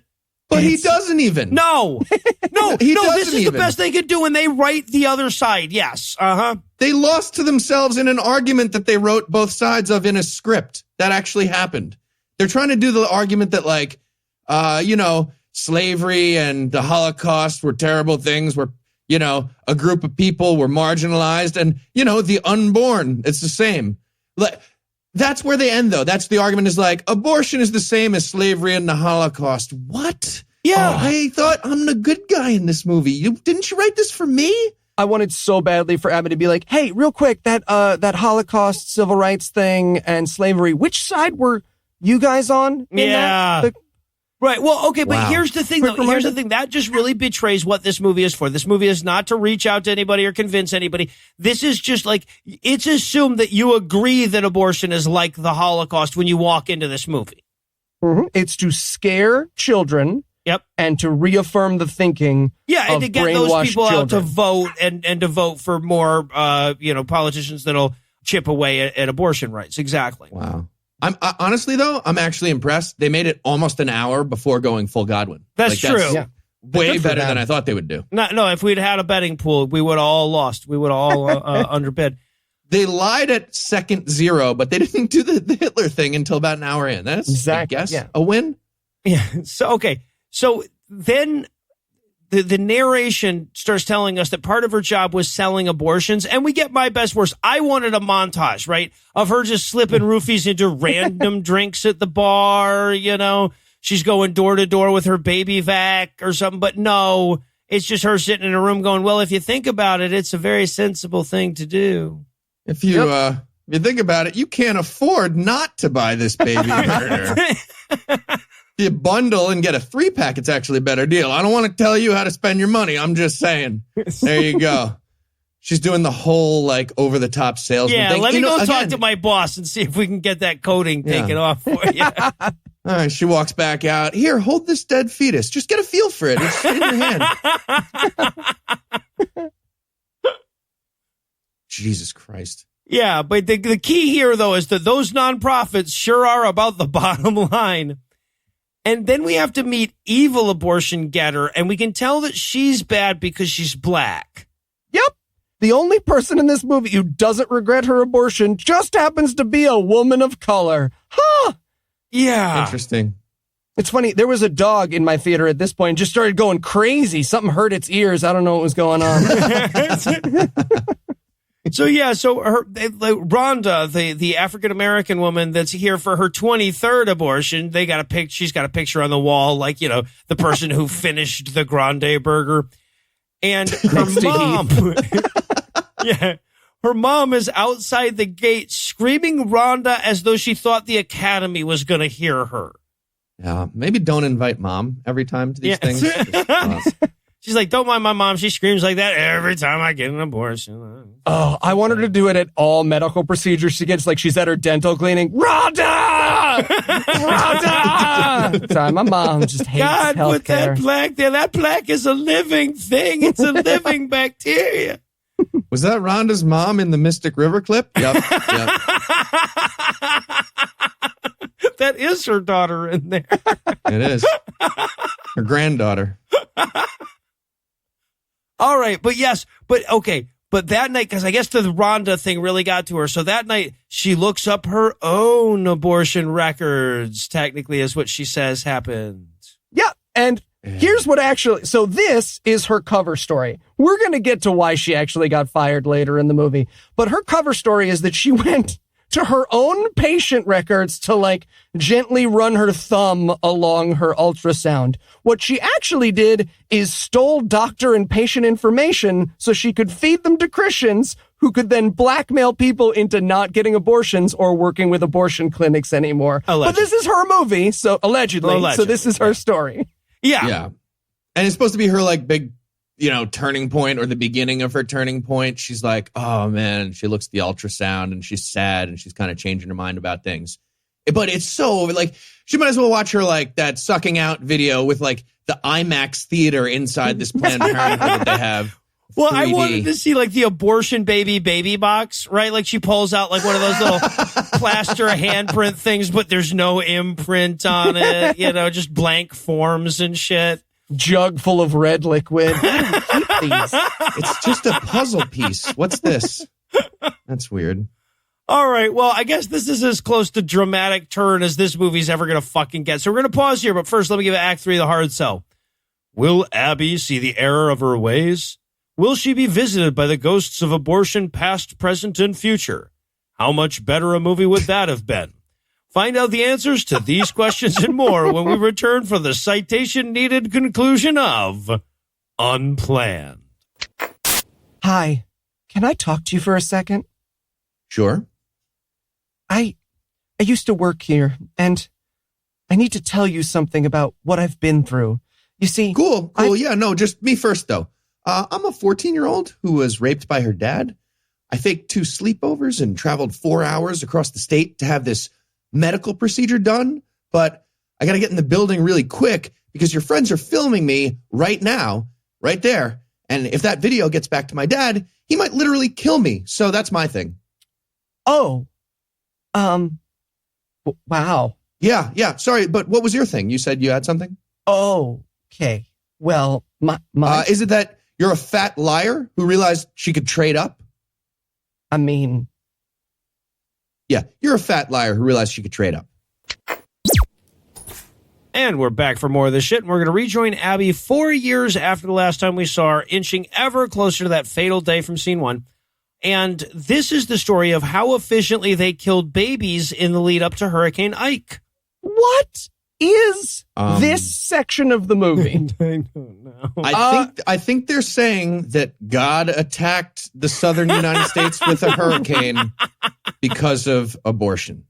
I think that's what they're saying. They might that, be. Or they were in the writers' meeting with this movie, and Abby Johnson had just finished off the box of munchkins she brought for herself, and she was like, oh, and also you have to include that time that I totally nailed it on my abortion-thon. And they were like, that kind of goes against the message of our movie. And he's like, no, I nailed it. I got like 84 done in a single day. I still have a box of full-size donuts. Just come back to me. Just started with the munchkins, though. Yeah, no, but that's I guess, if anything, we're supposed to be showing here that she was really good at killing babies, because the hurricane was going to come in on Saturday, which meant that they were going to have to kill double the babies on Friday. Yep. She was like, all right, well, I guess we got to cancel them all. Hold on. What if I do a literal killing marathon tomorrow?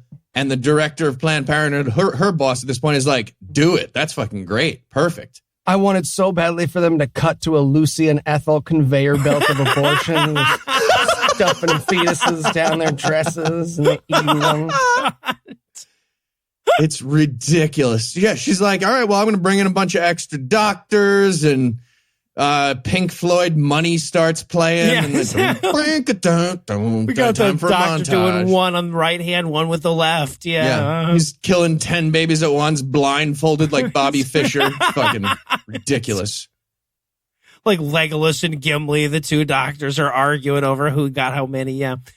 All right. But then, we get a rescheduling abortions montage. Gotta admit, if I did have a list of shit I never expected to see in my life, that would have been in the top 10.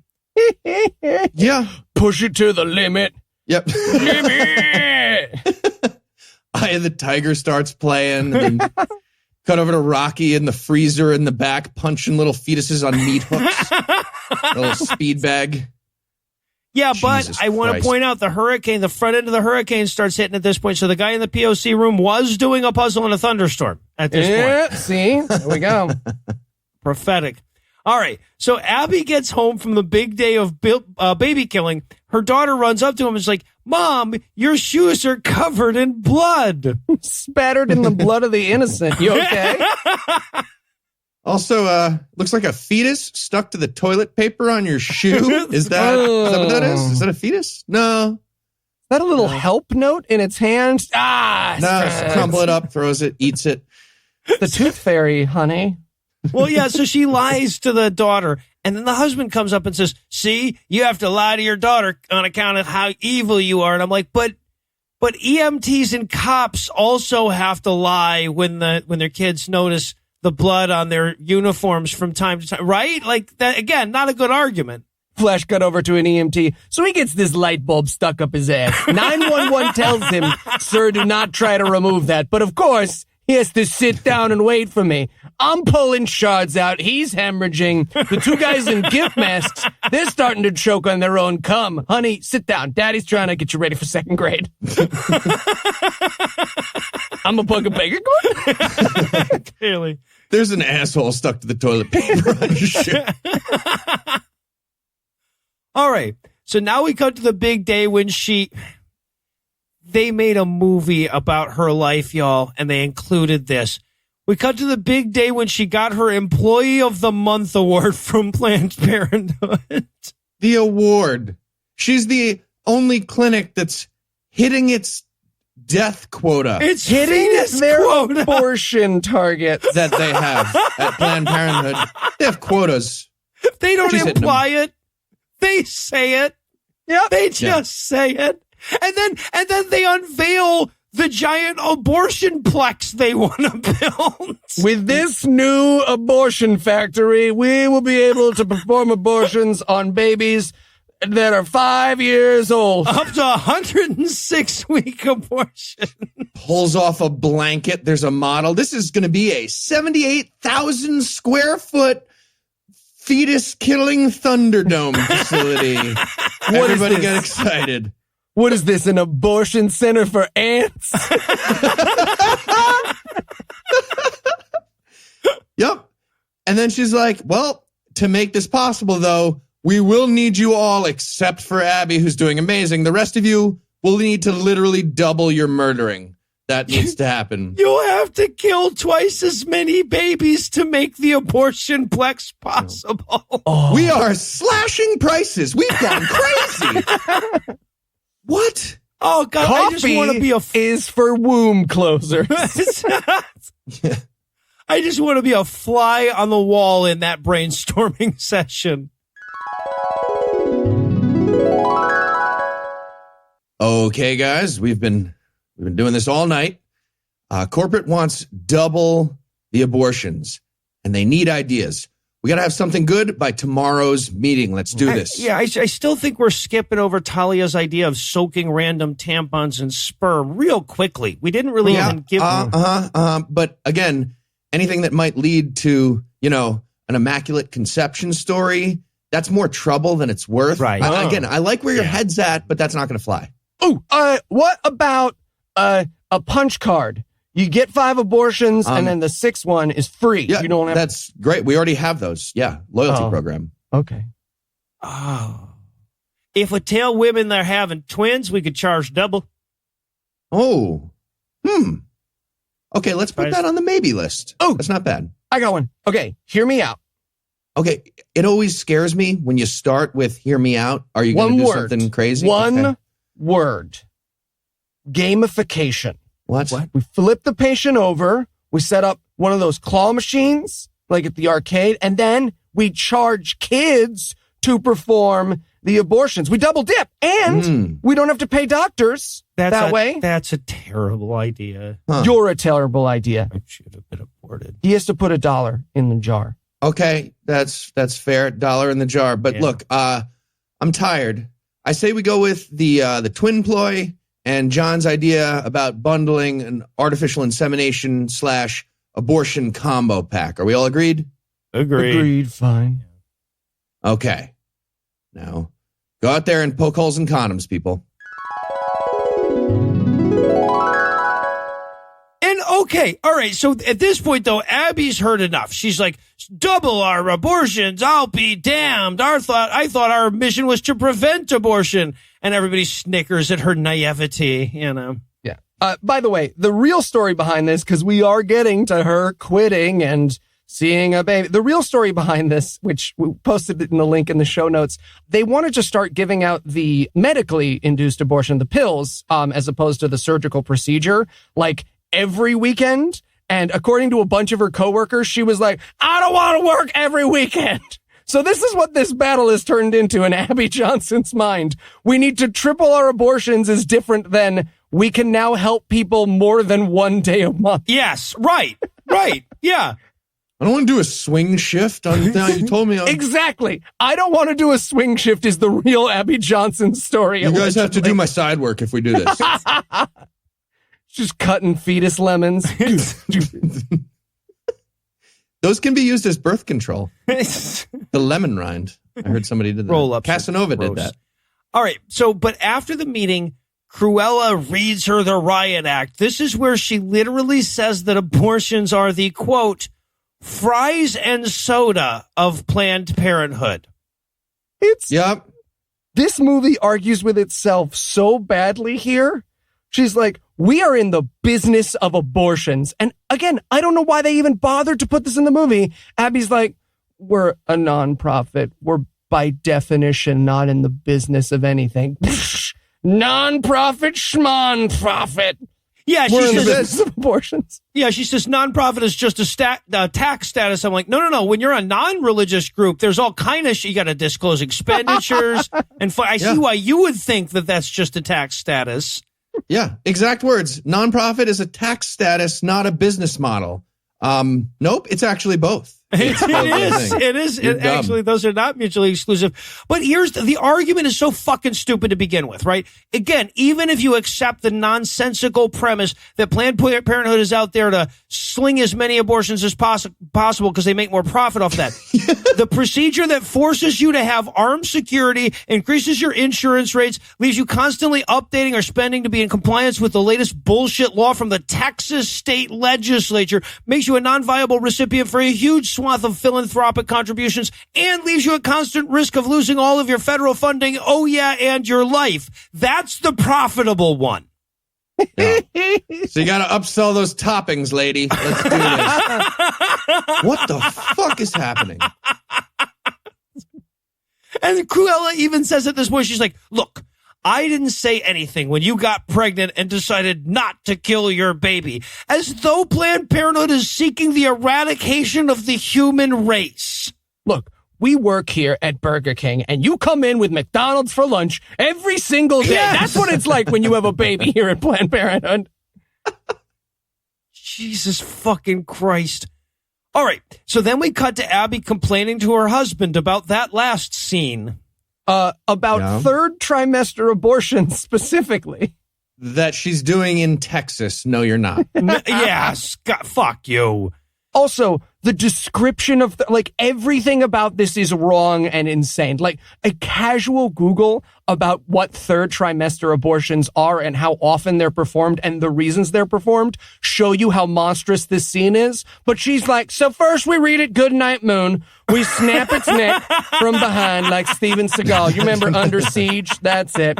Then we cut off its leg and just toss it around the room for a little while. I don't know why. It's basically a 35-year-old person at that point. Yeah. And so it takes a while. We murder it on day 1. And then we murder it again to be thorough on day 2 and 3. We also we have a tiny little guillotine on day 3 if we need it. We let it birth its resuscitate head it. out, then we chop it each time. It's like a julienne, actually, because we have The a jigsaw grid. puzzle is kind of boring and easy at that point, but whatever. Have you seen that episode of Lie to Me where the serial killer keeps waterboarding them and then bringing them back to life and waterboarding? That's a third trimester abortion, just in case you were wondering. It's kind of like that. Tim Roth. All right, so the next day or something, hubby shows up at the clinic to take her on a date, and they go for Mexican food like he's trying to fuck Heath. Well, it worked. Yes. It worked real good. My notes are He's a right. beautiful man. Oh, good. I was hoping we'd get to see them eat. Yeah, at this point, this movie was so insane. I was like, they're going to find fetus in their Mexican food, right? Like, it's going to... 1 second. I aborted this baby this morning. Dun, dun, dun. All right. And okay. So we cut to them at the Mexican restaurant, deciding what they're going to eat. And for phase 2 of his big date night plan, he thought maybe they would go home and watch DVDs that they own. Yeah. Like the Goonies. Yeah, it's a good choice. But- I mean, you know. But she didn't like the Goonies. And I was like, fuck you. I was furious at this point, almost as mad as I was at the rest of the movie. Like, weirdly angry about that part. Goonies is delightful. Things Heath doesn't like about Abby Johnson in order. She doesn't like the Goomies. End of She's a list. big liar. All right. But just then on the TV, they hear about Dr. Tiller getting killed. Now, for those of you who might not recall, he was one of the few doctors in this country that was brave enough to perform those really controversial third trimester abortions that really freak out the anti-abortion protesters. One of the few people in the country willing to do that. He was demonized by groups like the American Coalition for Life and Bill O'Reilly, and they called him Tiller baby killer and shit, until eventually a mentally unstable Christian shot him in the back of the fucking head. A Christian shot. You're being redundant. Yeah. Yeah, right. Yes. Yeah, exactly. A Christian shot him in the back of the fucking head. And the movie felt the need to say, we disagree tactically with that person. That should be a red flag for you. And we're like, we're going to need to spend a few minutes making it clear to everyone that we don't endorse this assassination. You're involved in a bad thing. Yeah, or maybe just don't include a moment in your propaganda film at all. So weird. It's like the movie was like trying to like do an exercise here, like to like see how good they like. It's an interesting hole. You just dug yourself there, movie. What are you going to do? And then they're like, oh, I guess we got to write ourselves out of this. Nope. They just wrote them into it. They wrote themselves into it. Doodly-doo. No doodly-do. Do doodly and scene. Keep going. This is in our movie. Just sitting around the scripting room. Guys, do we have to mention how often our side murders people? There is no such thing as cutting. Got it. All right. Clearly. All right. Do. So they drive away. They're rushing to get their daughter just in case she's next on the anti-abortion hit list. And her character goes like, husband, I knew Dr. Tiller, damn it. And I'm like, that's a weird time for a name drop. I don't think that's appropriate. Husband's just got a chalkboard. Tiller, 60,000. Babies, 1. Oh, God. Sorry, honey. I'm just keeping this thing. Don't worry about it. Gore. Yeah. And we also get this line. I think it was the dad who says, what kind of person shoots someone in the head in church? Because that's where Tiller got killed. The venue is the problem? That's what you're focused on? Yes. The venue of the shooting the doctor in the face by a terrorist, where he did it, is what you focused on now. Yep. Yeah. Yeah, okay, but yeah, so then the next day at work, too, we have all the nurses talking. They're like, yeah, these Christian protesters are pretending to be sympathetic, but I don't buy it. And I'm like, no, you shouldn't. You shouldn't. They perpetuated the nickname Tiller, baby killer. They have blood on their hands there. Yeah, they kept publishing his home address on their website. That's how you know they weren't sympathetic. Pro-life asterisk. Yeah. Yeah, okay, but Jesus. then Abby gets a call from HR. The HR needs to see her immediately in Houston. Right? So she goes to the baby killing headquarters, and she gets in trouble for not wanting to kill enough babies. Right. She gets a formal reprimand, and this is like supposed to be big and dramatic. Like, the movie saw this as an evil thing that companies do. They're like, reprimand. I have no idea. I need you to sign your copy. You have to sign your copy. Okay, thank you. How amazing would it be if they made her watch a training video and just Will.i.am? Hi, welcome to Killing Babies on Schedule. You know, it sure can be hard to tell what is right and wrong when it comes to killing babies. Isn't that right? So Ariana Grande? So she's getting all pissed off. She's like, I can't believe you're reprimanding me. I was employee of the month, damn it. It says so on my parking space. And then the narrator goes, now, I know it's hard to believe that I quit just because of this. And for once, me and the narrator agree entirely. Yeah. Yeah. I know why that's hard to believe. That at all. Because you're lying. That's why I don't believe it. That's why it's hard to believe. Right. So now, okay, we're almost caught up with the beginning of the movie. And this is amazing because the couple behind me was realizing this out loud together as we got closer. But while she's inside contemplating her future, abortion protester guy is standing outside. The guy who hauls away the baby slurry.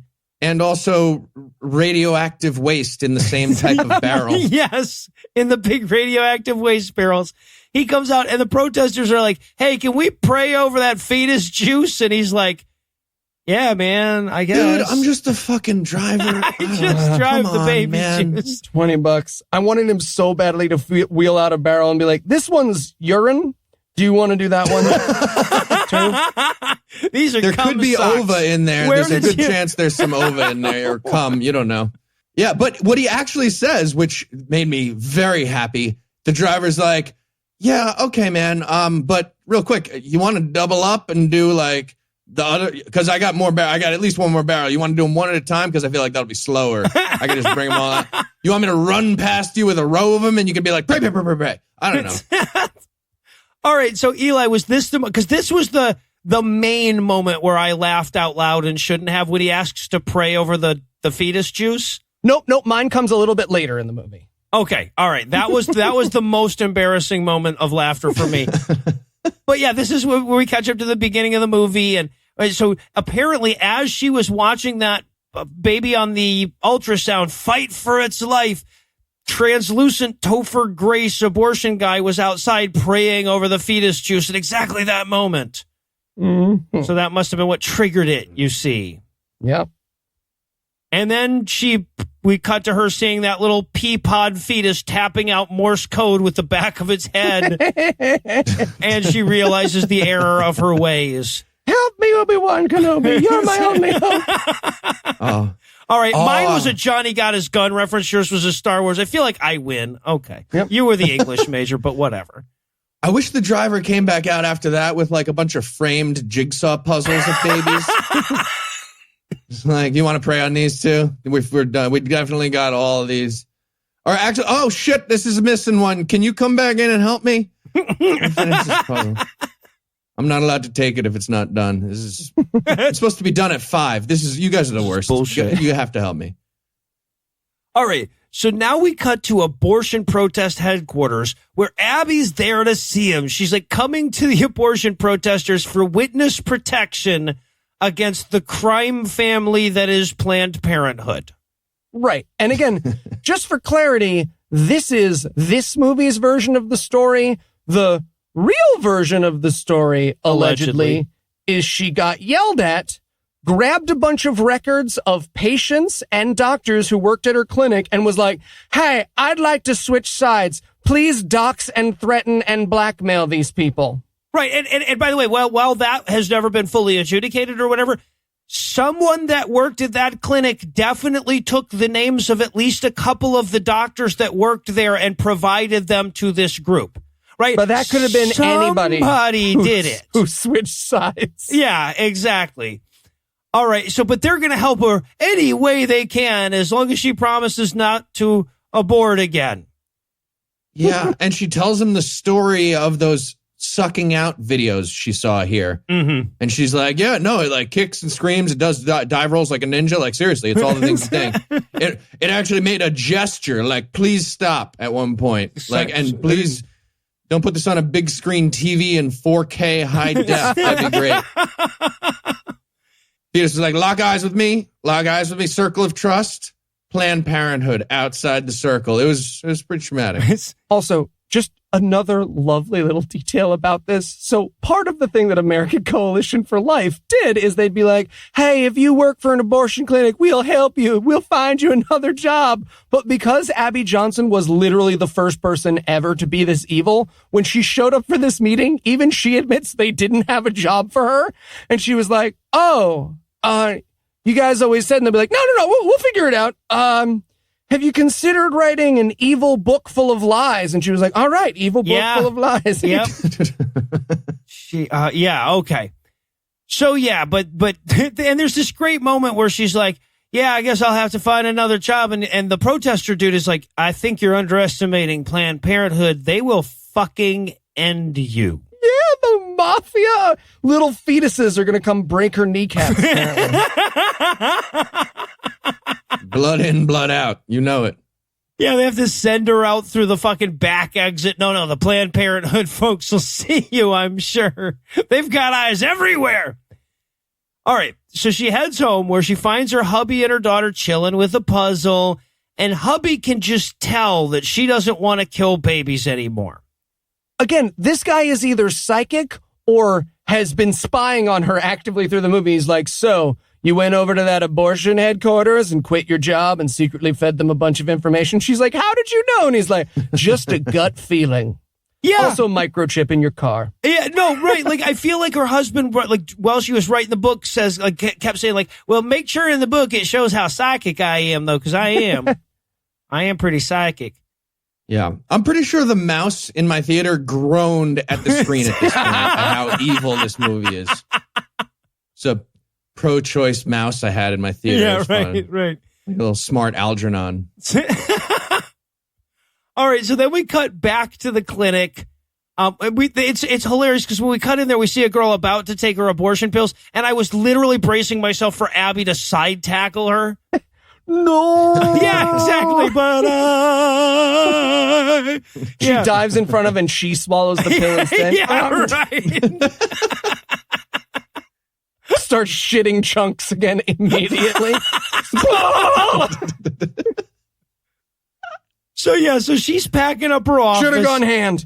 Why did I go mouth? So now Abby's packing up her office. Her friends sure are worried about her. She's here. As a matter of fact, her friend comes in. She's putting all of her belongings in a box, and her friend goes, "Is something wrong?" Are you leaving? So no, I just swap out all my personal belongings from time to time. You're so good at selling the abortions. About your parking spot. Yeah. So she resigns. She leaves the clinic for the very last time.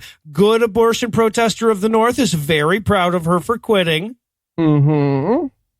And then, okay, again, like telling us more than they meant to, she calls her mom to tell her the good news. And mom is so proud of her. And I'm like, boy, you were in a position where your family and your husband and your child and your pastor and all of your friends would have liked you more and been proud of you if you did this. I can only think of honest reasons why you changed your mind. Yep, only there you go. Yeah, so she calls and tells her mom the good news.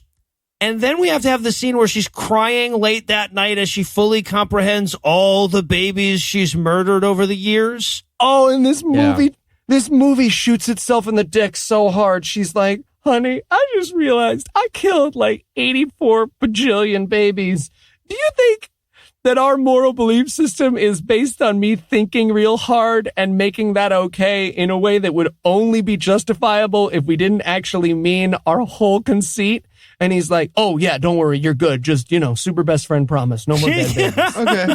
I just want to repeat the number again. It was like 84 bajillion abortions that I was part of. You think that's like God-wise a bad thing? Like, how many Hail Marys do you think that is? Just one. Just the one. I don't know. Just do a few. Whatever. I love, she says, God loves you. The actual line is 21,000 abortions. That's the weight of my guilt. And I'm like, yeah, but most of them were like an ounce, right? Yeah. Like they were light. So God's number is 21,001. That's where God was like, all right, I'm drawing a line on this lady. All right, so now she goes to the abortion protester headquarters again the next day. This time she brought donuts, also confidential patient records. We're not going to talk about that in this movie at all. Don't worry about it. It's just But this is where we learn that when you intimidate women out of getting medical care, you intimidate women out of getting medical care. Yes. Oh, God, Jesus. This part maybe pissed me off more than any other moment in the movie. She says, they're like, yeah, we started to think we were just wasting our time out there. And she just turns directly to camera and says, no, you are not. It has a very big effect. And then she cites her statistic. I don't know if this is true, but it probably something similar to it is. She says, well, we have seen that there's a 75% decrease in women coming in for abortions when there's protesters outside that will yell and scream and throw blood at them. So yes, you're making a positive difference in the world. You are literally standing between women and healthcare. God. Keep up the good work.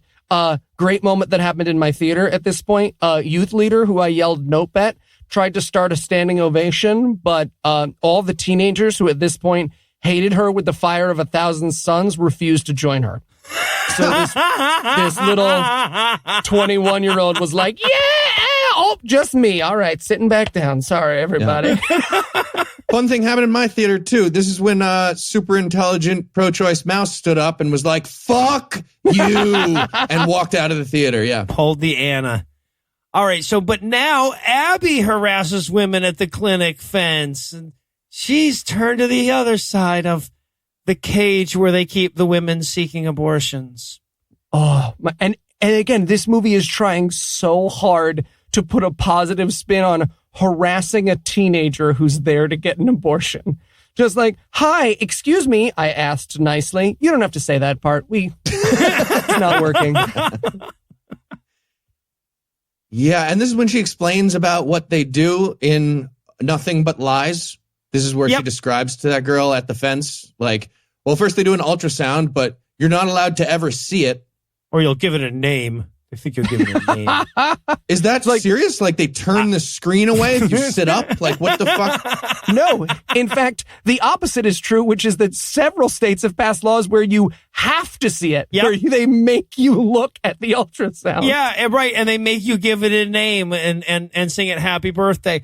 And okay, but again, so what happens in this movie, in their movie, the heroic turn after the hero character has gone through her ordeal or whatever, become a good guy, what she does is she goes and makes an innocent young girl cry for evil reasons. Yep. That's her Chariots of Fire moment. Yep. Did she also, do I have this right? Did she also say that they charge more based on skull size? Yep, That they're the Planned sizing up- Parenthood clinic They're sizing measures up the the skull. baby. Seriously? There's just a doctor weighing a fetus in his hand.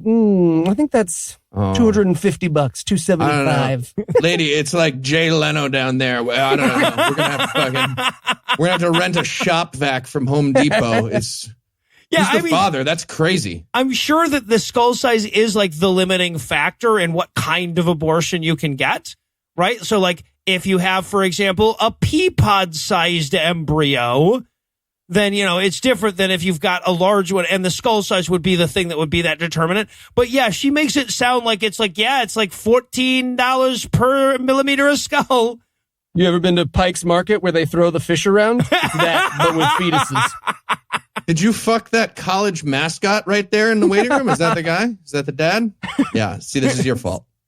And then, okay, so she talks this girl out of getting an abortion, but then Cruella sees her out there, and Cruella comes out, and they have it out together. And this is the part of the movie where I laughed way too loudly and way too inappropriately. Oh, was it during the list of who's in her corner? Yep. She goes, do you know who's in my corner? George Soros. And I laughed way too loud, and everyone in the theater looked at me, and I tried to turn around, but my guy was ready. He was like pointing. He was like, not this time. You're not getting. And I was like, shit, nah, they saw She me. goes, George Soros, Bill Gates, and Warren Buffett. Who's in your corner?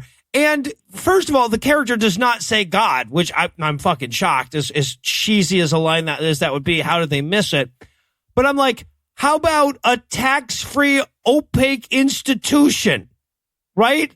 Do you have a dark money child rape cabal? Oh, you do. Yes, right. You're not the little guy. This is not a David and Goliath story, lest you are Goliath.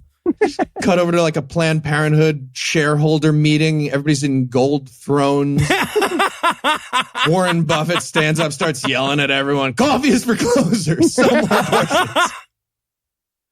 Yeah, but anyway, Planned Parenthood is going to fuck her corpse if it's the last thing that they ever do. So, all right, the movie's not over yet. We got her and her husband getting ready for Halloween. She's bitching about the last scene again. Mm-hmm. Yeah, about how she's being persecuted at work. They're being mean. It's tone of voice persecution, and it's real. Yeah. Right. No, her friends won't talk to her anymore. It has nothing to do with the fact that, you're a moralizing bitch who thinks that they're baby murderers. They probably blacklisted you at Planned Parenthood is what it is, and got to your friends. Yes. I'm sorry, I don't get to show up for Carol's birthday and have a corner piece of cake just because now I'm on the opposite side of women's rights. Fucking cake day. I showed up for wing night. They were there. They saw me. They pretended I wasn't making any noise. They just pretended. I was standing right there. I love this thing, again, just to see how sloppily made this movie is. She's like, well, I need to call Sean, the good abortion protester man, and find out what to do next. And yeah, right. And she calls him and she's like, wow, this doesn't work very well as a phone call. We could just do a 2-shot, huh? How about you're right next to me? Oh, you are right next to me. That's how the fucking scene plays out. Hello, today we are being sued by Planned Parenthood for no reason. No reason at all. They're going to preemptively sue us in case we do something wrong. But don't worry. Sean has retained the guy from the back of the phone book, not one of those guys from the middle of the phone book, the guy on the back of the phone book. That's their lawyer. Jeff Paradowski. Yeah. He's a bus stop bench lawyer. Yeah. Like a really good bus stop, not one of the shitty ones. Right, Yeah. right. Like, I mean, my friend may have had mesothelioma and he got a settled. Yeah.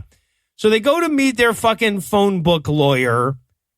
And in their movie, her lawyer has to turn to her and say, did you ever take confidential patient records or the personal information of the doctors that worked in the clinic and distribute them to anti-abortion groups? And she goes, no. And he's like, weird that I would be asking that, huh? Not the kind of thing that most people have to preemptively knock down in their own memoir. Huh.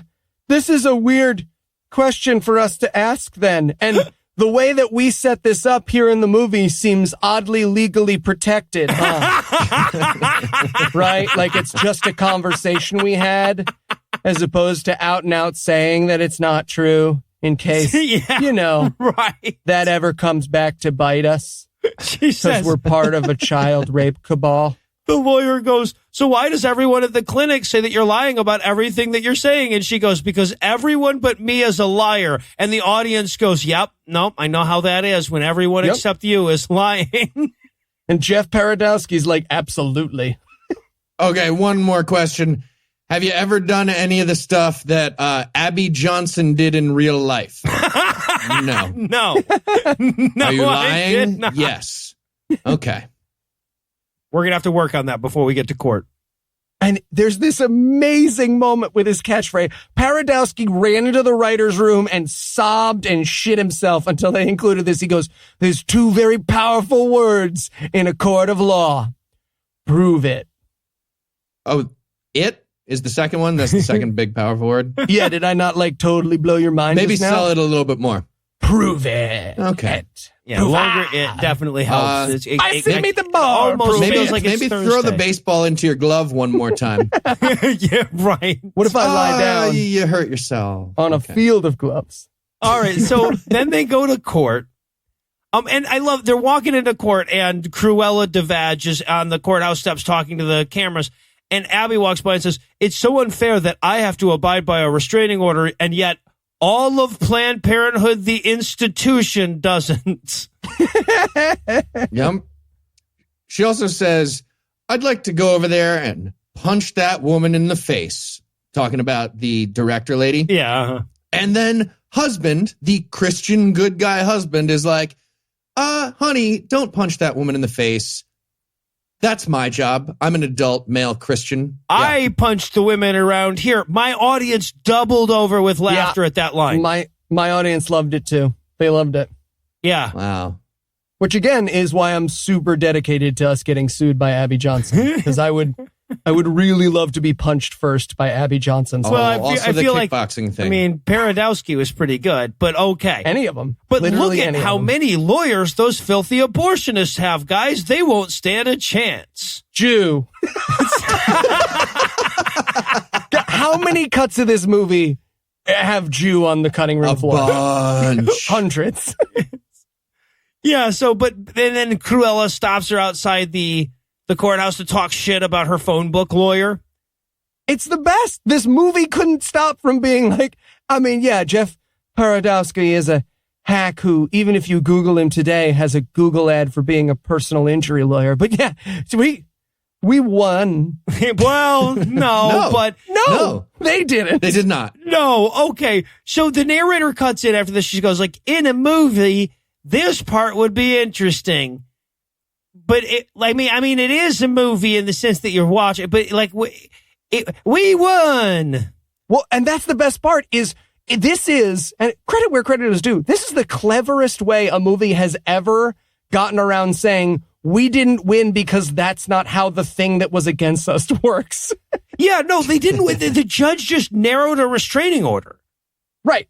The judge basically went, so she already stole all the stuff and was a spy. And Planned Parenthood was like, yes, that's why we just reeled in these boxes and boxes of evidence. And he was like, well, she already did it. What are you going to do? Restraining order narrowed down to she can't walk into your building and steal any more paper. So what this hearing was about, as far as I understand, and I'm certainly not a lawyer and everything, but as far as I understand, this hearing was like just about saying like, okay, but the restraining order is in effect. You cannot give out any of this information you stole.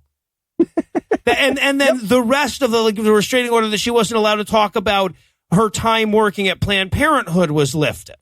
Yep.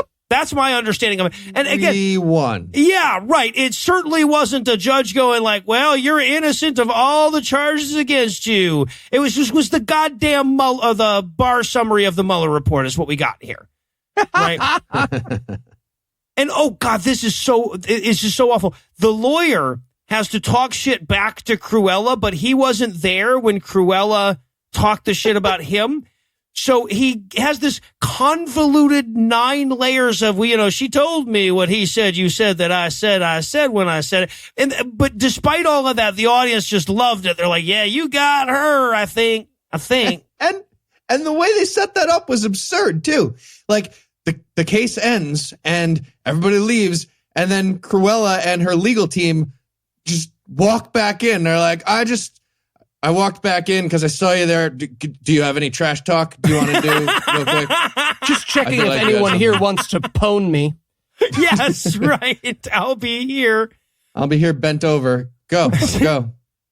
Okay, and then sometime later, she learns that the clinic is closing. Now, the movie would have us believe that these things are somehow related, but no, In August of 2013, an incredibly restrictive law that was later struck down by the Supreme Court was enacted in Texas that forced this clinic to close.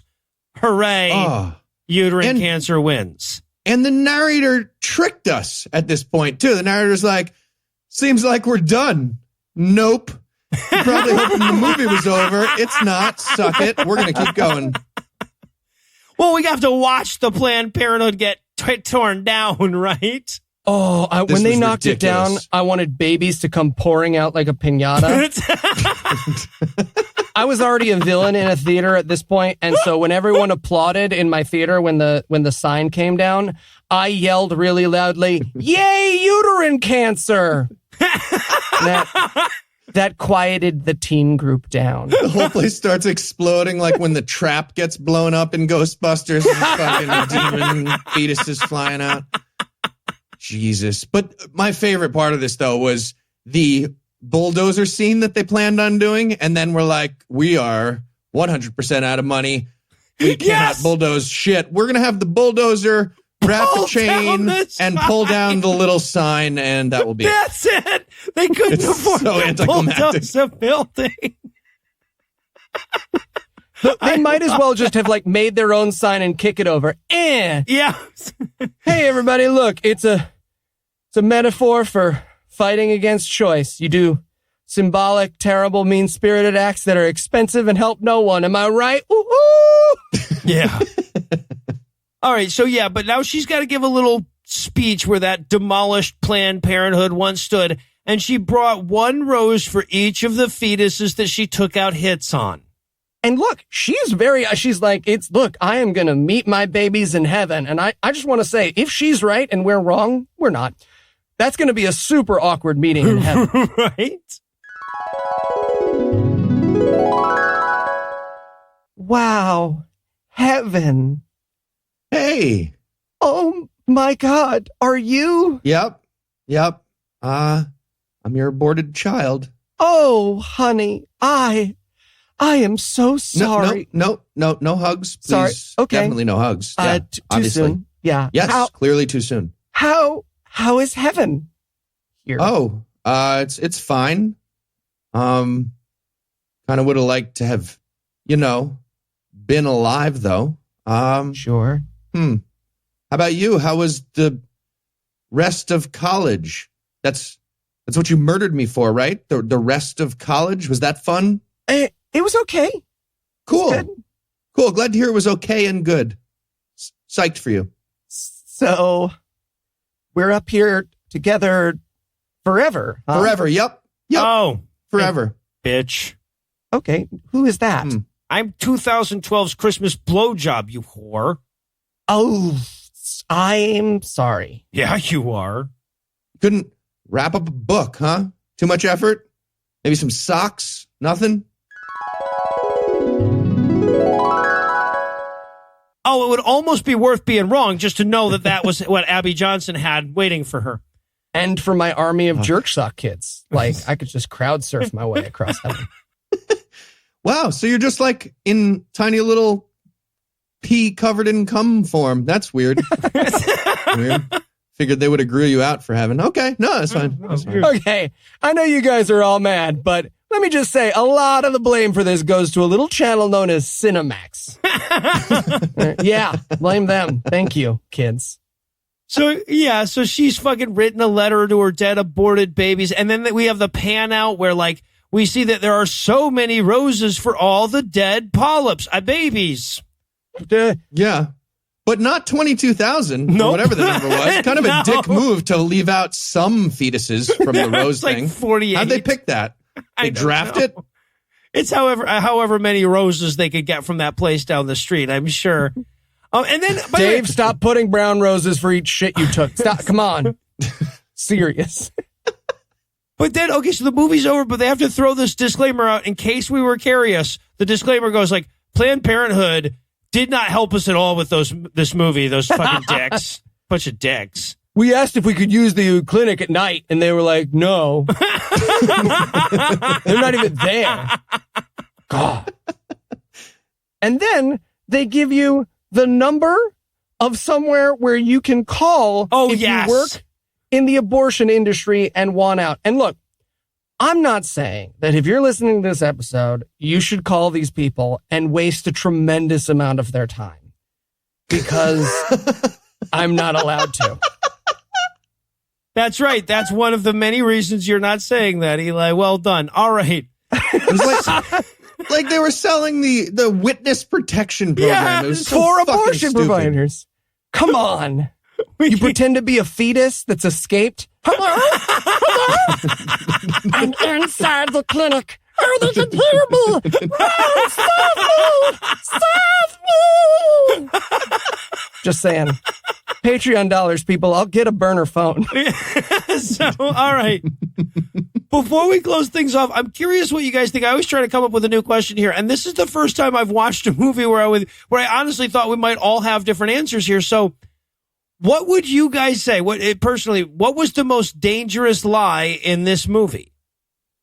Okay, I'm going to go with that abortion hurts.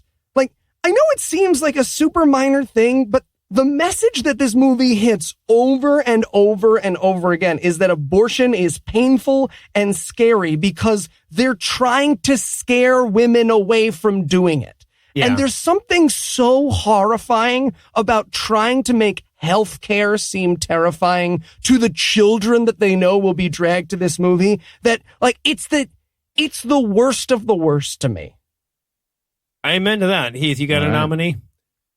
Yeah, first of all, Goonies is amazing. That's a great movie. That's a dangerous lie that Goonies is not delightful. But yeah, most dangerous lie in this movie, the movie. Fuck this movie. The whole thing. God damn it. Yeah, I was going to go, I had so many that I kept erasing and putting back. I'm going to go with that abortion protesters are perfectly justified in filming women going in and out of the clinic. Oh, that's a good one. Yeah. Gross. But again, there were 7 or 8 other things that were swimming around my mind as possible contenders for that. Oh. Yeah, we need those actual fire hose versions of sprinklers to get really serious. I want milk coming out of those things and fucking Satanists out there scaring the shit out of them. I don't know. Xenomorph blood. How about xenomorph blood? Yeah. See? We're coming up with good ideas here. And I want to leave everyone with a message of hope, because there was this moment when the movie ends and the lights came up and they were all getting the church group. Like I said, I was seated amongst these teenagers and there was a girl next to me who was probably 15, 16 years old. And I didn't turn to her during the movie because I know what I look like. That's gross. And she obviously was very scared and disturbed by the abortion is a blood festival parts of the movie. And so the lights went up and everyone already hated me in the theater anyway. So I turned to say something to her because I just wanted to be like, hey, Google this. I didn't even know what I was going to say. I was just going to be like, Google, please don't believe lies. It's okay. And I turned and I opened my mouth and she looks at me and she goes, I'm just here for the free movies. Next month, we're going to Avengers. And I've never been more comforted by this. Oh, my God. So that's how they're going to take them to see Endgame, but you have to come see abortion movie this. Oh, my God. They take them to a movie. So Christianity. Oh, my fucking God. And this deadpan teenage girl's little face gave me hope for the future. I was so sure she was scarred forever, and she was just like, I'm in this for fucking Avengers, man. Yeah, no, I get it. I'd watch this movie. Hey, at least Avengers exists, so it's not like their normal set of promises. There you go. All right, well, that's going to do it for our review of Unplanned, but it's not going to do it for the episode just yet, because we still need to trick ourselves into doing this again. So, Eli, tell us, what's on deck? Flat Earth clues. Oh, finally. We're going after the flat earthers? Yes, indeed. We got clues aplenty. Oh, and by the way, if you wrote in to ask us to do, what's the one that everybody on Netflix? Behind the Curve. Yeah, Behind the Curve. Okay, we're not doing that one because that one is not a made by flat earthers promoting flat eartherism documentary. It's kind of just made to make fun of them. So we feel like we'd be doubling down on that. We went out and found what is considered by flat earthers to be one of the better movies, the documentaries that they have from their end. Oh, this is like the case for Christ of flat earth? Yes, yeah. Exactly. Exactly. If you love Behind the Curve, you'll love Flat Earthers because it's behind the curve without all the sense. Yeah, or the self-awareness. Exactly. Right. Exactly. It's along the tangent line. Yeah.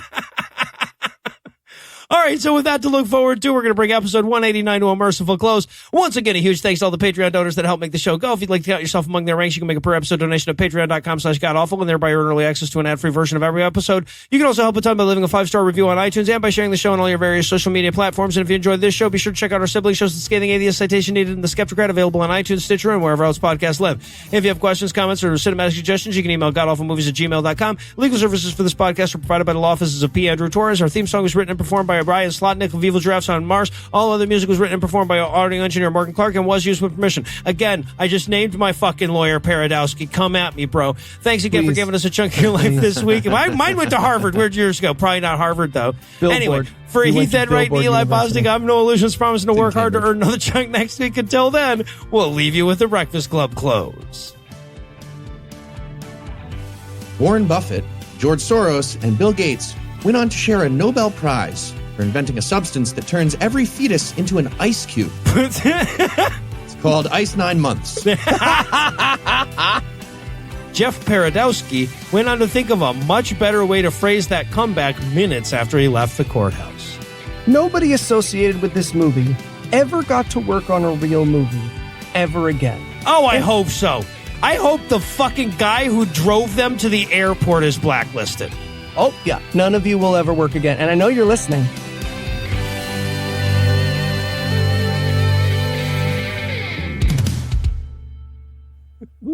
They literally think that happens. They literally think that happens, guys. There's nothing that there's no sketches we can do for this No movie. bits, post law. All right. Jesus Christ. The preceding podcast was a production of Puzzle and a Thunderstorm, LLC, copyright 2019, all rights reserved.